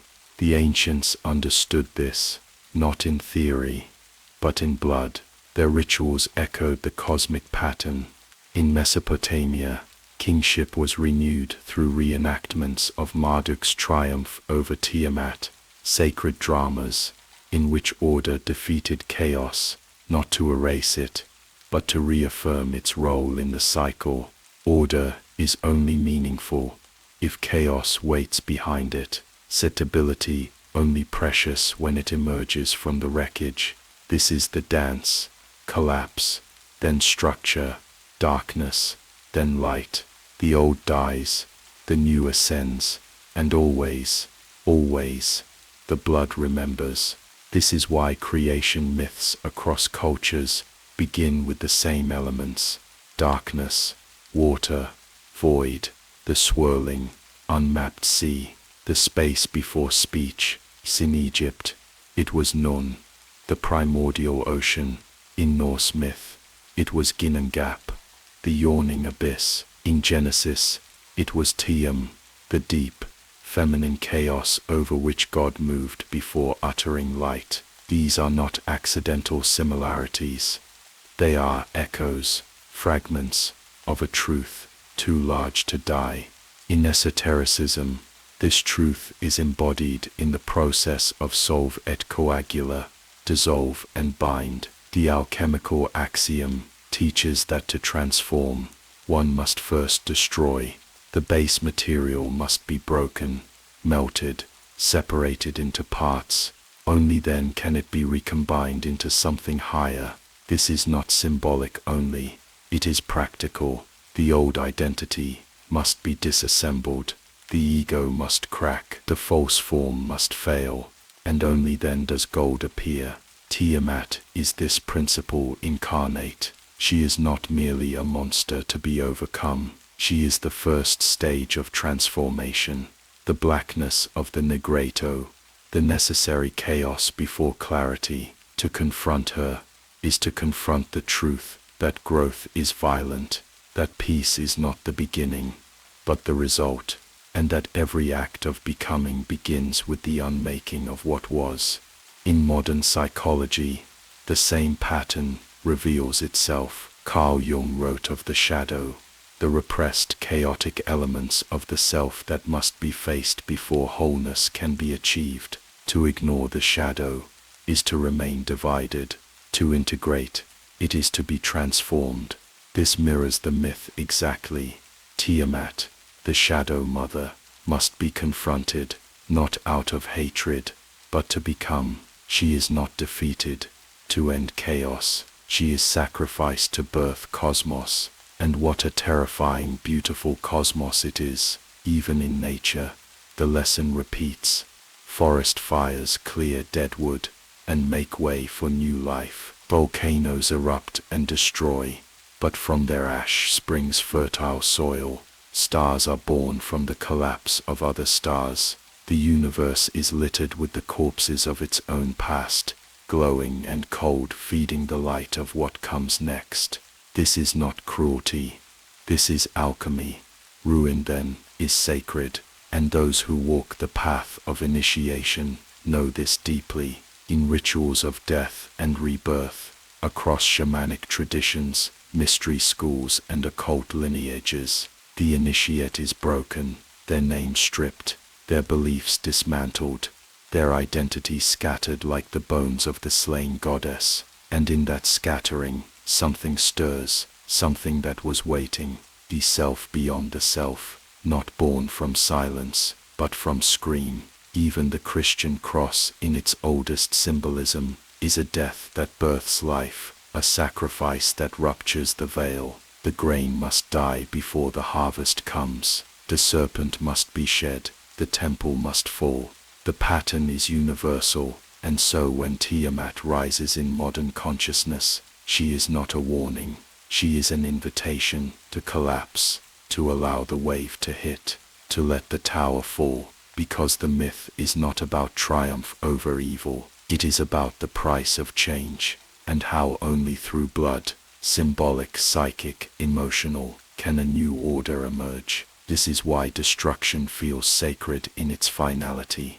The moment after the storm, when silence returns, not the silence of before, but the silence of aftermath, the deep breath after pain, the space where something new can begin to form, raw, fragile, radiant with truth. Rituals across cultures reflect this in broken vessels, burned offerings, cut hair, stripped clothing, shattered masks. The shedding is not an act of loss. It is a declaration. I will not carry the old form into the new world. I will not drag the carcass of the past into the garden of the future. I will bleed, I will burn, and I will become. This is the heart of the Tiamat myth. Not that she was slain, but that she was transformed, that from her body, her rage, her sorrow, her chaos, the world rose. The sea did not die. It became us, and in every moment of change, she returns. When the job is lost, when the love ends, when the mirror cracks, when the name no longer fits, she stirs in the silence and says, begin again, not because you must, but because you can. She is the chaos beneath your skin, the tide that drowns the old voice, the breath that floods the lungs after weeping.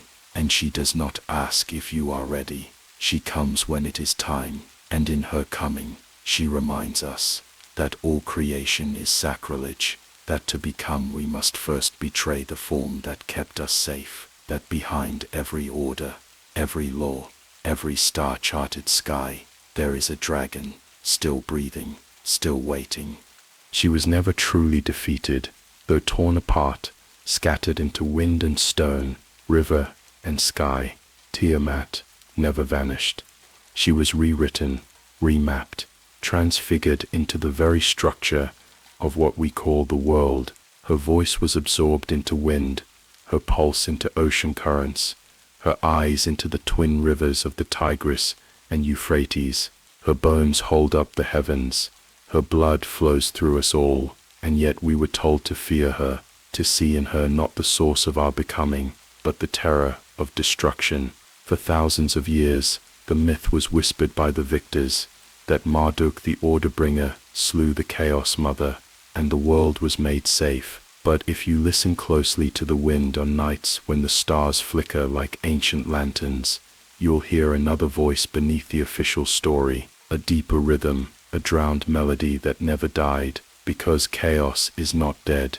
It is the fire beneath the order, the womb of what has not yet been born. Tiamat is the story that never ends. She is not just the mother of gods, she is the mother of cycles, of collapse and rebirth, of destruction that creates. She is the ancient breath behind the law of entropy and the beauty of evolution. She is the scream at the edge of invention, the tear that opens when something must change. Her death was not the end of chaos, it was the integration of it, the binding of the unknowable into form, but never fully, never safely. The gods built the world from her corpse, but they could never kill her essence. Every time a world ends, a culture, a belief, a version of the self, she returns, not to punish, but to begin again. Look at the patterns. In nature, chaos births life. Volcanoes decimate landscapes, only to seed them with the richest soil. Stars explode in supernovae, scattering elements across galaxies. The very carbon and iron that make your bones were once the ash of stellar annihilation. Forests rely on fire, rivers carve through stone. Nothing lives without first being torn from something else. This is not myth. It is physics. It is biology. It is the secret code written beneath all things. Tiamat is not a story we made up. She is the truth we buried, and still, she speaks. Through every ritual that honors death as sacred, through every initiation that requires the shattering of the self, through every moment we face ruin and do not flinch, she is the presence in the threshold, the guardian of the moment between what was and what could be. She reminds us that fear is not failure.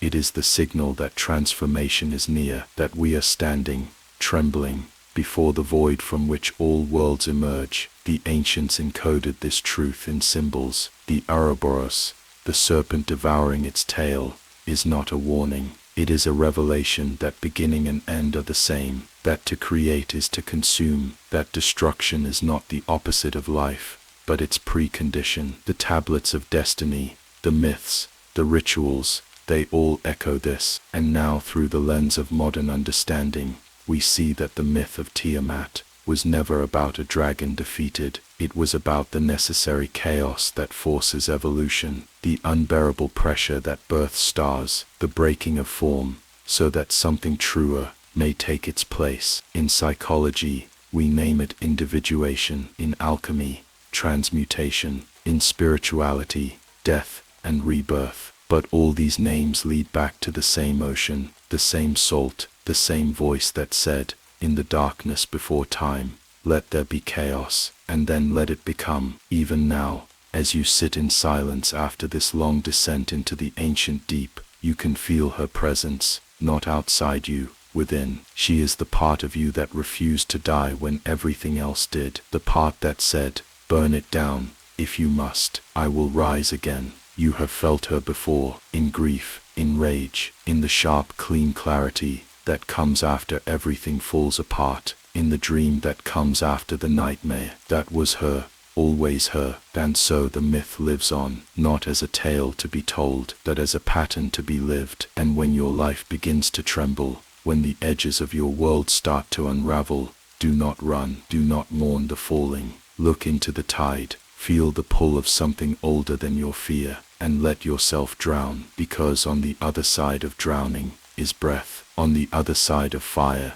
is gold. On the other side of the dragon's mouth is you, reforged, rewritten, reborn. The story of Tiamat is not a warning, it is a key, and those brave enough to carry it, to accept the terror, the ruin, the possibility of more, will find themselves not destroyed, but opened, called, initiated into something vast and sacred and unspeakably real, because the salt sea never forgets, and neither do you. If this journey through the depths of origin and oblivion has awakened something within you, then this is only the beginning. There are more myths to unearth, more truths to tear from the bones of time. So, if you've heard the whisper in this story, if something stirred in you, deep and dark and ancient, leave a like, subscribe to The Dark Storyteller, and ring the bell, so you don't miss what waits in the shadows ahead. Because the story isn't over, it's only just begun.